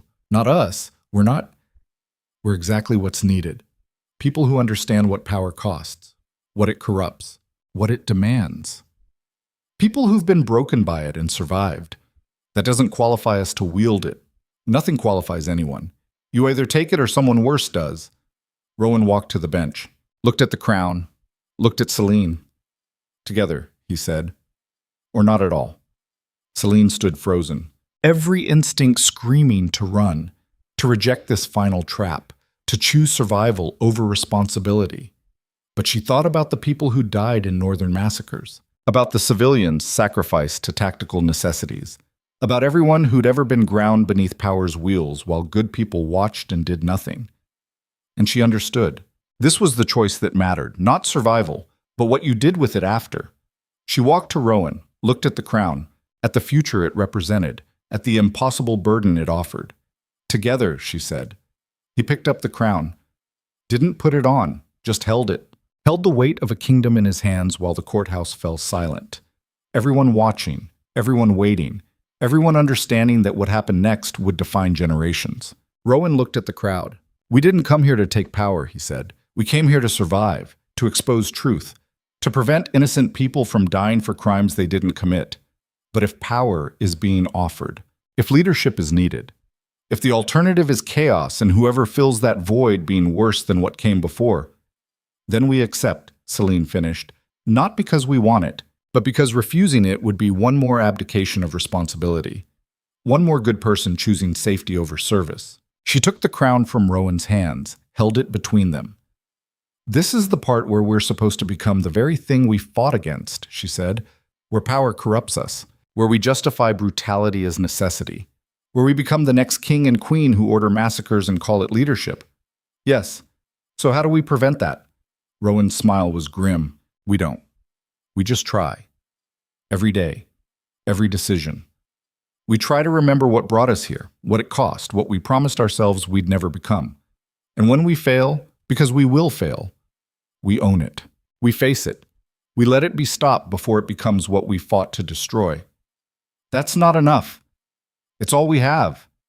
Celine looked at the crown, at the impossible responsibility it represented, at the future waiting to be written, at Rowan standing beside her, broken, reforged, willing to try, and made her final choice.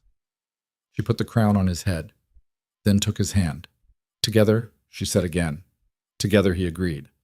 The courthouse erupted in noise, celebration, protest, confusion. But through it all, Celine heard something else. Opportunity. Terrifying. Impossible. Real. And as guards moved to secure the building and officials began the process of transition and Mrs. Brennan approached with documents requiring signatures, Celine understood. She'd survived. They'd both survived. But survival was just the beginning. Now came the part where they had to actually build something with the rubble, had to lead, had to govern, had to prove that people who'd been broken by power could wield it better than those who'd never known its cost. It was impossible. It would probably fail. They'd probably become exactly what they fought against. But they had to try, because the alternative was letting someone worse take the crown. And that finally was something Celine couldn't accept. She looked at Rowan, at the man she'd almost destroyed to save herself, at the husband who'd chosen death with her over life without her, at the Duke who'd become a king because no one else would. "Ready?" she asked. "No," he said. "Good. Neither am I." They walked toward the future together, toward responsibility, toward impossible choices and brutal necessities, and the constant battle to remain human while wielding power that demanded monstrosity, toward whatever came next. Together, because that was the only way either of them survived. Not by being perfect, not by being pure, just by refusing to face it alone. And somewhere in the ruins of the old kingdom, watching through windows and cracks in walls, the people who'd orchestrated this entire catastrophe understood they'd made a critical error. They'd tried to break Celine Blackthorne. Instead, they'd forged her into something harder, something that wouldn't break, something that would reshape the world rather than be broken by it. And now that something wore a crown, the real battle was just beginning. The coronation happened 3 weeks later, not in the grand cathedral where kings had been crowned for centuries. That building represented everything they were trying to leave behind: the pageantry, the distance between ruler and ruled, the illusion that divine right somehow justified the brutality of governance. Instead, they held it in the public square. No throne, no golden scepter. Just two people standing on a wooden platform in front of 10,000 witnesses who'd come to see if this revolution was real or just another performance by people hungry for power. Celine wore gray, not the elaborate gowns previous queens had chosen, just simple fabric that said she understood what this was: a burden, a responsibility, not an elevation. Rowan wore the same. His crown sat on his head like it weighed more than metal should, like he could feel every life that would depend on decisions he'd make. Every mistake that would cost blood he couldn't see but would carry anyway. The former king's council had been arrested. Crane was awaiting trial. The war criminals who'd hidden behind orders and chain of command were being hunted down one by Mrs. Brennan had been appointed to lead that effort. She approached it with the same methodical patience she'd once used to run Thornhaven's household staff. Except now, instead of managing servants, she was dismantling a system of corruption that had killed thousands. The irony wasn't lost on Celine. The woman she'd thought was her greatest betrayer had become her most trusted ally. That's what happened when you stopped seeing the world in simple categories of enemy and friend. When you understood that everyone was just trying to survive, and sometimes survival required choices that looked like betrayal until you understood the full picture. She'd learned that lesson the hard way, was still learning it every day. The magistrate who'd been appointed to oversee the coronation stepped forward. An older woman, severe. She'd survived 3 regime changes by being relentlessly competent and absolutely unwilling to be corrupted. Celine liked her immediately. "Do you, Rowan Blackthorne, accept the burden of leadership? The responsibility for lives and decisions and consequences that will follow you until your last breath?" Rowan's voice carried across the square. "I do. Not because I want it, but because refusing it would be one more person choosing comfort over duty. And do you, Celine Blackthorne, accept the same burden, the same weight, the same impossible task of trying to govern justly in a world designed to reward cruelty?" Celine looked out at the crowd, at faces she'd never seen before, people whose names she'd never learn, whose struggles would never reach her ears directly, but would shape every decision she made anyway. "I do," she said. "Not because I believe I'm qualified, but because someone has to try. And we've at least paid the cost of understanding what power does to people who wield it carelessly." The magistrate nodded. "Then by the authority vested in me by the People's Council, I declare you king and queen. May you govern with wisdom. May you remember this moment when power tempts you toward cruelty. May you fail better than those who came before." The crowd didn't cheer.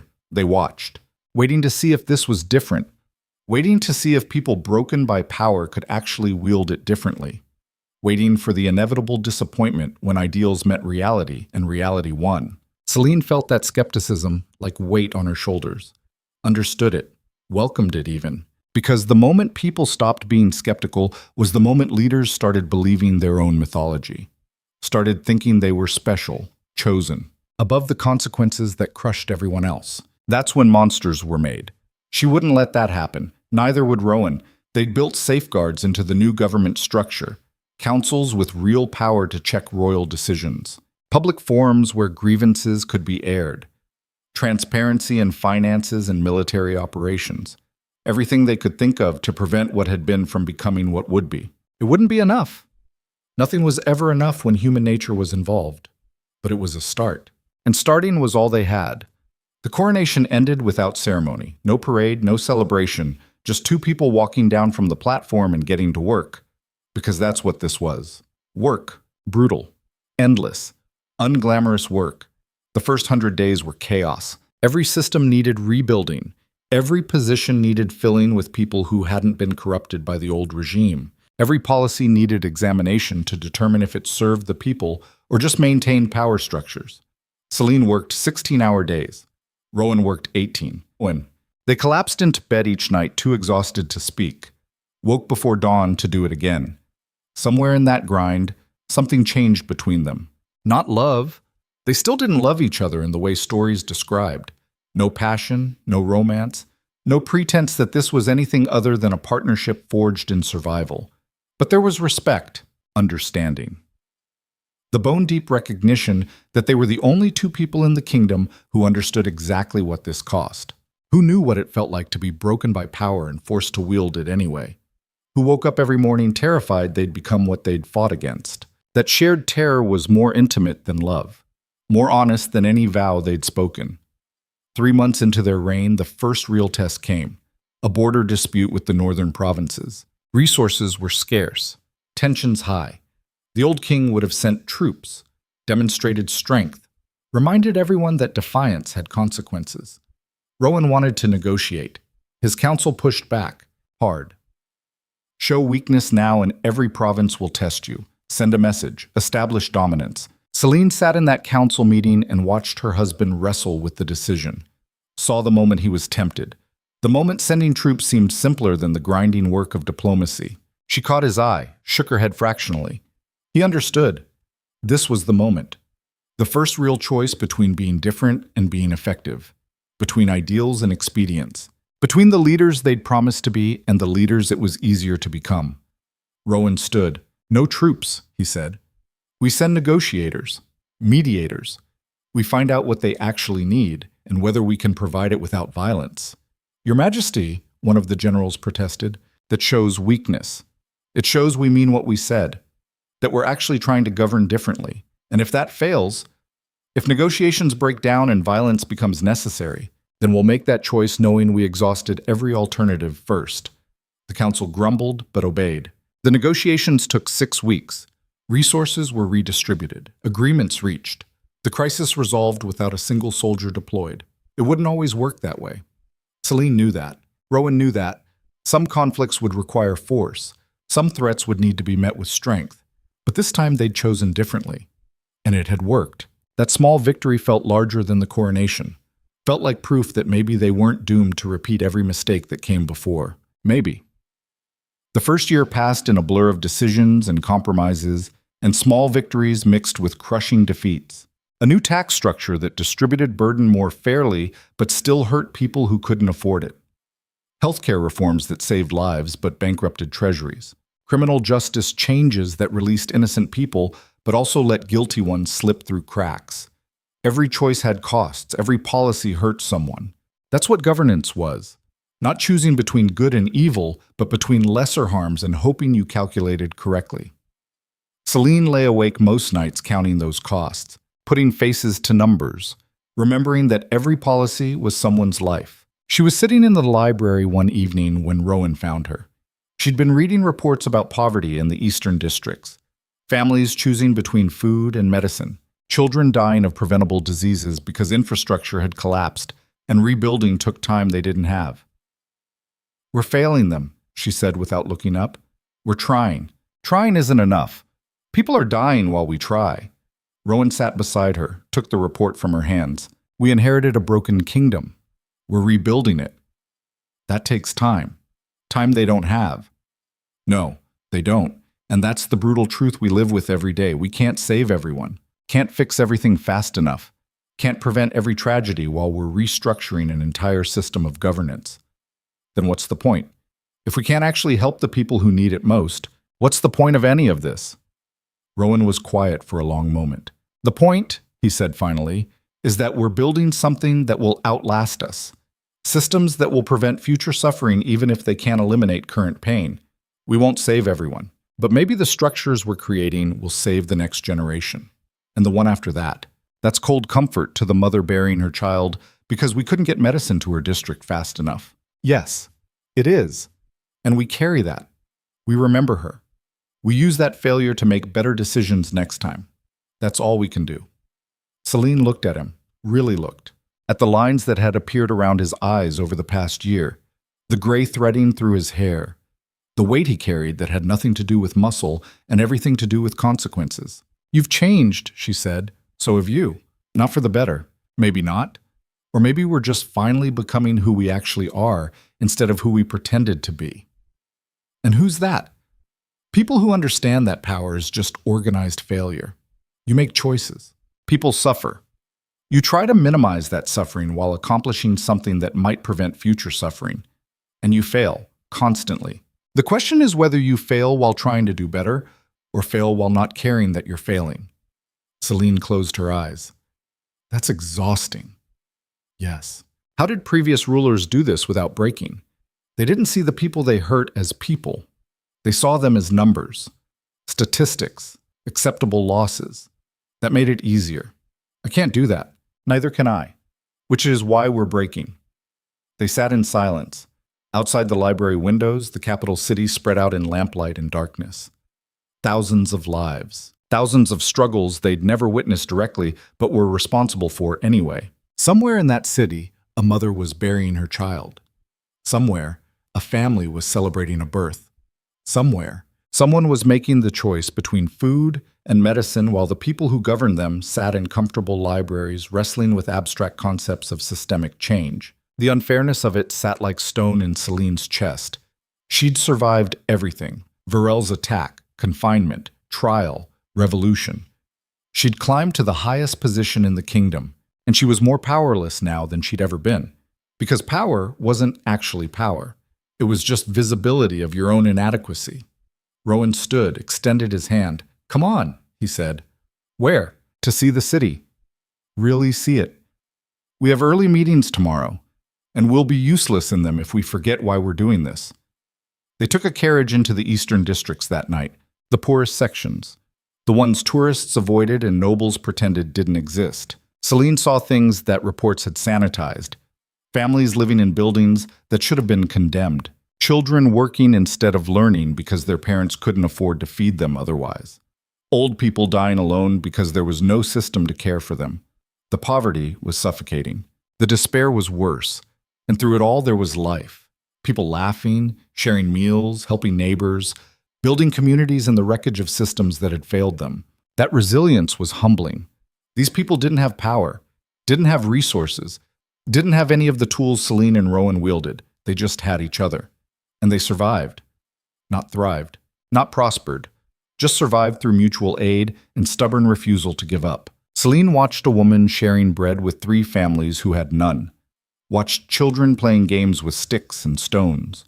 Watched an old man teaching younger ones to read by lamplight using books so worn the pages were falling out. And understood something crucial. She couldn't save these people, but she could stop making their lives harder, could remove obstacles, could redirect resources, could dismantle systems designed to keep them poor. That wasn't salvation, but it was something, and something was better than the nothing previous leaders had offered. They returned to the palace at midnight. Celine went directly to her study, started drafting new policies, emergency measures to get medicine and food to the eastern districts immediately, long-term infrastructure plans, educational reforms. It wasn't enough. It would never be enough. But it was what she could do right now with the power she had. So she did it. Rowan found her at dawn still writing. You didn't sleep, he said. Couldn't. Kept seeing that woman sharing bread. Kept thinking about how we have warehouses full of grain we're holding for trade negotiations while people starve 3 miles from this palace. So what are you doing about it? Opening the warehouses. Feeding people. We'll figure out the political consequences later. That'll make enemies. Lords who expect those resources for their own districts. Merchants who are counting on profitable trades. Good. Let them be angry. Let them complain. Let them understand that we're not governing for their convenience anymore. Rowan smiled. It was tired, grim, but genuine. There she is, he said. Who? The woman who survived everything by refusing to accept what powerful people told her was impossible. I was starting to worry you'd been crushed by the weight of this position. I am being crushed. I'm just refusing to stay crushed. That's the most honest thing you've said in months. Celine looked up at him. I'm terrified, Rowan. Every day. That we're failing. That we're not different from what came before. That power is corrupting us so slowly we won't notice until it's too late. Good. Good? Fear keeps you honest. Keeps you checking yourself. The day you stop being afraid is the day you've become what we fought against. He sat down across from her. I'm terrified too, he admitted. I wake up every morning wondering if today's the day I make a decision that kills innocent people, that sacrifices someone's child because I calculated wrong. How do you function with that fear? By accepting it, by understanding that fear is appropriate, that anyone who makes life and death decisions without terror is a sociopath. The fear is what keeps us human. Celine stared at the policies she'd been drafting. What if being human isn't enough? What if this job requires something we can't be? Then we fail as humans, which is better than succeeding as monsters. The first anniversary of their coronation arrived without celebration. They'd explicitly forbidden any public ceremony. No parties, no speeches, no pretending this was something to celebrate. Instead, they published a report, everything they'd accomplished, everything they'd failed at, every promise kept and broken, every decision that had cost lives, every reform that had helped and hurt. Complete transparency. Their advisors begged them not to. You're giving enemies ammunition, showing weakness, undermining confidence. Celine published it anyway, because the alternative was pretending they were infallible. And that's how you got the previous system. Leaders who believed their own mythology, who hid failures and only publicized successes. She wouldn't do that, wouldn't become that. The public response was mixed. Some praised the honesty, called it revolutionary. Some condemned the failures, said it proved they were unfit to govern. Most people just shrugged and went about their lives because governance was abstract and bread prices were concrete, and the latter mattered more than the former. Celine understood that too. Most people didn't care about political philosophy. They cared about feeding their families, keeping roofs overhead, living without constant fear. If she and Rowan could make that easier, the rest was noise. 2 years into their reign, Benedict Crane was executed. The trial had taken 18 months. Every crime documented, every victim given voice, every defense stripped away. He was guilty, objectively, undeniably. Guilty of conspiracy, murder, treason, crimes that demanded the harshest penalty. Celine attended the execution. She forced herself to watch, forced herself to remember this was what power meant. The ability to end lives, to decide who lived and who died based on calculations of justice and necessity. Crane walked to the gallows with dignity, refused a hood, looked directly at Celine in the royal box. His last words were quiet enough that only she heard them. You've become exactly what I feared, exactly what I tried to prevent. The trap door opened. He fell, died. And Celine sat in that box understanding he was right. She had become what he feared. Someone willing to execute enemies. Someone who wielded power absolutely. The difference was she knew she was doing it, carried the weight of it, would remember this moment for the rest of her life. That consciousness didn't make it right, but it made it different from what Crane had done. He'd believed himself righteous, justified, above consequences. She knew she was a killer, knew every decision that cost life diminished something in her, and chose to carry that diminishment rather than pretend it wasn't happening. That was the line between governance and tyranny, not whether you killed, but whether you remembered what killing cost. Rowan was waiting when she returned to the palace. How was it? He asked. Necessary. Terrible. Exactly what justice required and exactly what condemns us. He nodded. They sat together in silence, two people who'd never wanted power carrying the weight of wielding it anyway. Two people who remembered what they'd been before this and mourned those versions while accepting they'd never return. 3 years passed. Infrastructure improved. Poverty decreased. Education expanded. Healthcare became accessible. Not everywhere. Not perfectly. But measurably. Documentably. Real improvement that changed real lives. The kingdom wasn't healed. Wasn't whole. Wasn't the utopia idealists dreamed about. But it was better. Functioning. Moving towards something resembling justice, even if it never fully arrived. Celine walked through the eastern districts again. Same route she'd taken that first night with Rowan. The buildings had been repaired. Children were in schools. Families had medicine. The woman who'd shared bread that night was still there, still helping neighbors. But now she had enough bread to share, had resources, had support from systems that actually functioned. She recognized Celine. "Your Majesty," she said, bowing. "Please don't," Celine replied. "I'm just checking on progress. You've done good work here. We've started, that's all. There's so much left to do. There always will be." The woman smiled. "But starting matters. Trying matters." We'd forgotten what it felt like to have leaders who actually tried. That compliment hurt more than criticism, because Celine knew how inadequate their trying was, how many people still suffered, how many problems remained unsolved. But the woman was right. Trying mattered, even when it wasn't enough, especially when it wasn't enough. She returned to the palace and found Rowan in the strategy room. Maps spread everywhere. Economic reports, military assessments, the endless work of governance. He looked up when she entered. "How are the eastern districts?" "Better. Not good, but better. That's all we can ask for." "Is it, though? Is better enough when people are still struggling?" Rowan set down his papers. "Come here," he said. She walked over. He took her hands, something he rarely did. They weren't affectionate, didn't pretend their partnership was romance. But in this moment, he held her hands and looked at her with something like tenderness. "You're carrying too much," he said. "We both are." "Yes. But you're trying to carry it all at once. Every failure. Every life we couldn't save. Every system we haven't fixed yet. You can't do that. It'll break you. I'm already broken. Then let the broken parts rest. Let yourself understand that we're doing what we can with what we have. That's all anyone can do. It's not enough. No, it never will be. But it's what we have to offer. And it's more than what came before. That counts for something." Celine felt tears she hadn't let herself cry for 3 years building behind her eyes. "I'm so tired," she whispered. "I know. I don't know how much longer I can do this. As long as it takes. Because the alternative is letting someone worse take over. And we can't allow that. What if we become worse? What if we're already worse and just can't see it yet? Then we build systems to stop us. We empower councils to check our decisions. We create transparency that exposes corruption, including our own. We accept that we'll fail and prepare for those failures to be caught and corrected. That's not enough. Nothing is enough. That's the lesson. There is no perfect solution, no flawless system, no governance without casualties. We just minimize harm and hope we calculated correctly." Celine leaned against him. Let herself be held. Let herself be weak for just a moment, because she was tired. Bone tired, soul tired, tired in ways sleep couldn't touch. And Rowan was the only person who understood, the only person who carried the same weight, the only person she could be weak with because he knew weakness didn't mean surrender.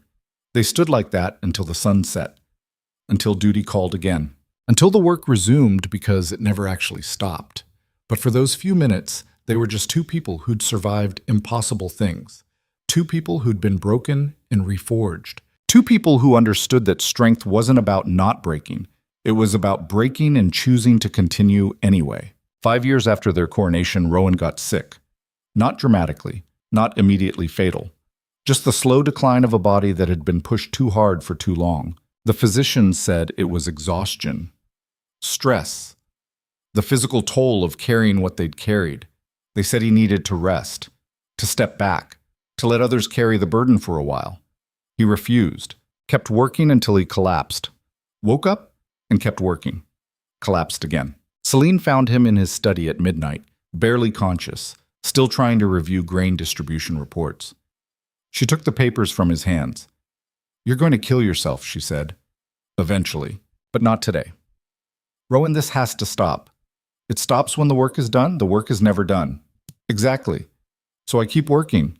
She wanted to yell at him, shake him, force him to see what he was doing, but she understood, because she was doing the same thing, burning herself out trying to fix a kingdom that would never be completely fixed, killing herself slowly through duty and sacrifice and the grinding weight of responsibility. They were both dying, just slowly enough that it looked like living. The physicians ordered complete bed rest, threatened to resign if Rowan didn't comply. He complied. For 3 days. Then he was back in meetings. Celine stopped trying to stop him. Instead, she just made sure he ate, slept at least a few hours, took the medications that might slow the decline, and prepared herself for what was coming. Because Rowan was dying. Not tomorrow, not next month, but eventually. Sooner than he should, dying from the weight of trying to govern justly in a world designed to reward cruelty. That seemed appropriate somehow. Tragic, but appropriate. She sat with him one evening, both of them too exhausted to work, just existing in shared silence. "Do you regret it?" she asked. "Which part?" "All of it. The choices. The sacrifices. What we've become." Rowan was quiet for a long time. "No," he said finally. "I regret what we lost. Who we might have been if circumstances had been different.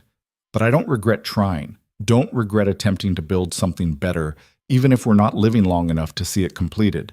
We failed more than we succeeded. Everyone does. The question is whether you failed while trying to do better. And you think we did. I think we tried. I think we refused to accept that cruelty was inevitable. I think we built systems that will outlast us, and maybe, possibly, prevent future Cranes from doing what he did. That's not failure. That's just incomplete success." Celine took his hand. "When you die," she said quietly, "I'm not sure I can continue this without you." "Yes, you can. You're stronger than me. Always have been." "That's not true." "It is. You survived things that would have broken me.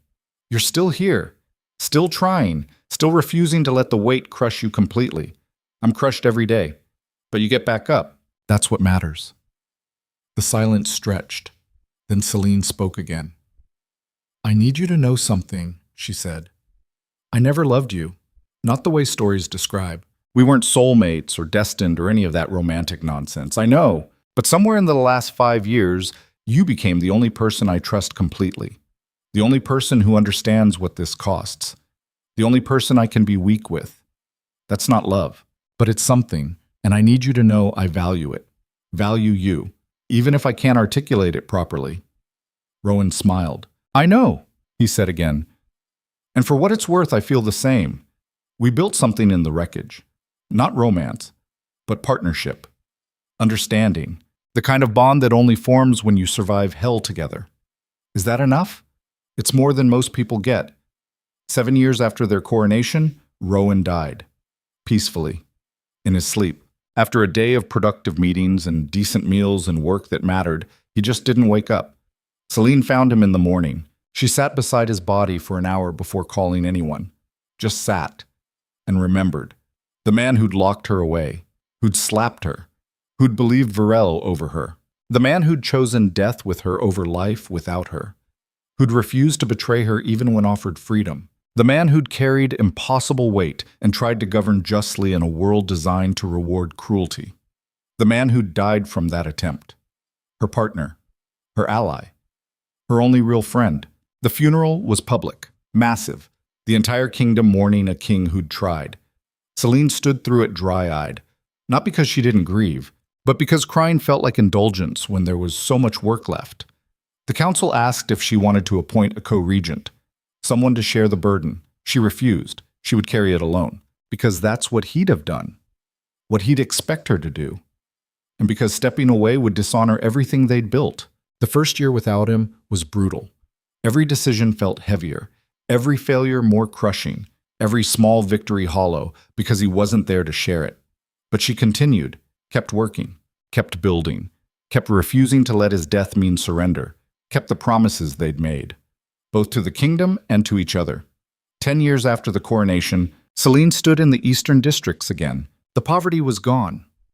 Not erased, but managed. Systemically addressed through infrastructure and education and healthcare. The children she'd seen working were in school, the buildings were solid. The despair had been replaced by something that almost looked like hope. The woman who'd shared bread that first night had died 3 years ago, but her children carried on the tradition. Still helping neighbors, still building community, still surviving through mutual aid and stubborn refusal to give up.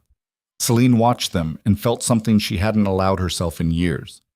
Pride. Not in herself. In them. In what they'd built together. In proof that trying mattered. That governance could minimize harm even if it couldn't eliminate it. That systems designed with justice in mind actually produced more just outcomes than systems designed for control. It wasn't perfect, would never be perfect, but it was better, measurably, undeniably better. She returned to the palace and found Mrs. Brennan waiting. The older woman was 70 now, still sharp, still relentless, still hunting down the last remnants of corruption with patient fury. They'd become friends, not in the traditional sense, but in the way people who'd survived impossible things together became bonded. "Walk with me," Celine said. They walked through the gardens, past fountains and hedges and flowers that bloomed because someone tended them. "I'm tired," Celine said, "more tired than Rowan ever was. You've been carrying this alone for 3 years." "I have to. There's no one else. That's not true. The councils are strong. The systems function without you. You could step back. Let others carry it for a while. And do what? Rest. Retire. Pretend I'm not responsible anymore. You could live. Actually live instead of just surviving through duty." Celine stopped walking. "I don't know how to do that anymore," she admitted. "I don't know who I am without this burden, without the work, without the constant weight." "Then maybe it's time to figure that out." Mrs. Brennan's voice was gentle. "Before the burden kills you the way it killed him. I'm not afraid of dying." "I know. That's the problem. You should be afraid. Fear keeps you fighting. You've stopped fighting for yourself. You're just enduring. What's the difference? Fighting means you think there's something worth surviving for beyond duty. Enduring means you've forgotten why survival matters." Celine looked at the gardens, at beauty created through patient work, at life flourishing because someone cared enough to tend it, and wondered when she'd stopped tending her own life, when she'd stopped being a person and become just a function, a role played until the body gave out. That night she wrote her abdication, not effective immediately, but planned, scheduled for 1 year from the date. Time to transition power, to train successors, to ensure the system survived her stepping away. Time to prepare for being human again instead of just being queen. She published the announcement the next morning. The response was immediate. Protests? Pleas? Demands that she reconsider, but also understanding, respect, acknowledgement that she'd given enough, more than enough. The year passed in focused transition, teaching others to carry what she'd carried, empowering councils, decentralizing authority so no single person bore the full weight, building systems that functioned regardless of who sat on the throne. That had always been the goal. Create structures strong enough to survive individual failure. She was just making sure those structures were ready. The final day of her reign arrived without ceremony. She'd forbidden any. No speeches, no celebration, no pretending this was anything other than one tired person finally setting down a burden. She signed the final documents, removed her crown, set it on the council table, and walked out of the palace. Mrs. Brennan was waiting with a carriage. "Where to?" the older woman asked. "Somewhere quiet. Somewhere I can remember who I was before all of this." "And who was that?" "I don't know, but I have time to figure it out now." The carriage rolled out of the capital. Celine watched the city disappear behind her, the kingdom she'd fought for, bled for, built systems to protect. It would survive without her. That was the whole point. She'd made herself unnecessary. That was success, even if it felt like loss. She settled in a small house in the southern provinces, near the estates where she'd received the letter that changed everything. The house was modest. 2 rooms, a garden, view of the ocean. Nothing like Thornhaven, nothing like the palace, just space to breathe, to think, to remember how to be human instead of being role. The first months were disorienting. She didn't know what to do with time that wasn't scheduled, with days that didn't require decisions affecting thousands of lives. She wandered, read, gardened, learned to cook because she'd never had to before, Learned to mend her own clothes because servants weren't available. Learned to be alone with herself without work as distraction. It was terrifying, more terrifying than trials, than assassination attempts, than executions, because work had been armor, purpose had been shield against examining who she'd become.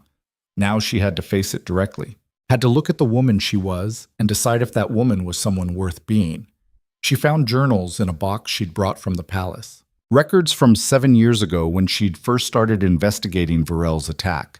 Read her own words about survival, about becoming harder, about doing whatever it took, and barely recognized the person who'd written them. That woman had been desperate, cornered, fighting for existence.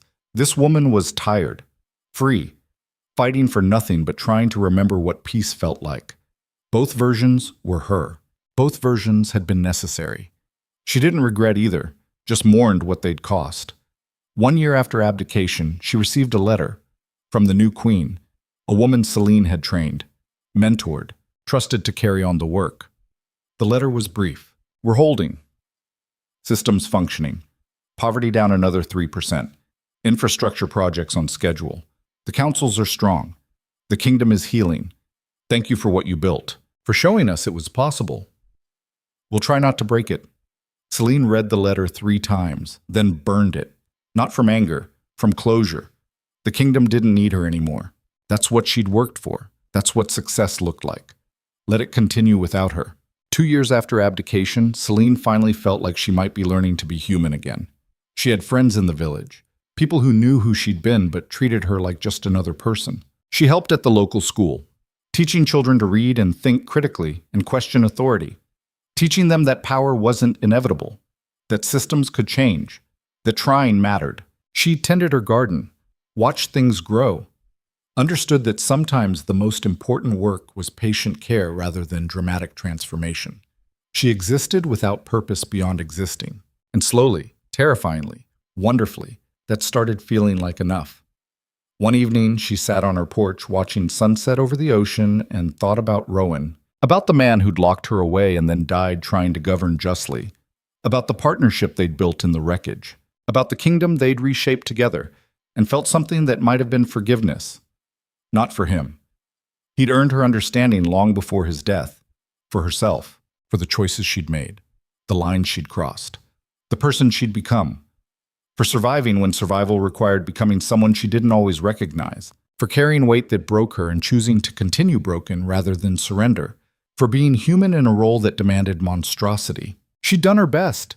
It hadn't been enough, would never be enough, but it had been something, and something was better than nothing, better than what came before, better than giving up. The sun set, stars emerged, the ocean whispered against shore, and Celine Blackthorne, former Duchess, former Queen, current nobody in particular, allowed herself something she'd denied for 15 years. Peace. Not earned, not deserved, just chosen. Because peace wasn't something you achieved through accomplishment. It was something you allowed yourself despite failure. Something you accepted as gift rather than reward. She would carry the weight of her choices for the rest of her life. The people she'd condemned, the lives her decisions had cost, the compromises that had seemed necessary at the time but haunted her anyway. That weight would never lift. But she could learn to carry it without letting it crush her. Could learn to exist beside it rather than beneath it. Could learn that being broken didn't mean being destroyed. That was the final lesson. The one that came after survival, after transformation. After all the fighting and scheming and desperate choices, you could be broken and still whole, could fail and still matter, could lose everything and still find something worth living for. She sat on that porch until stars filled the sky, until the village settled into sleep, until the only sound was ocean and her own breathing.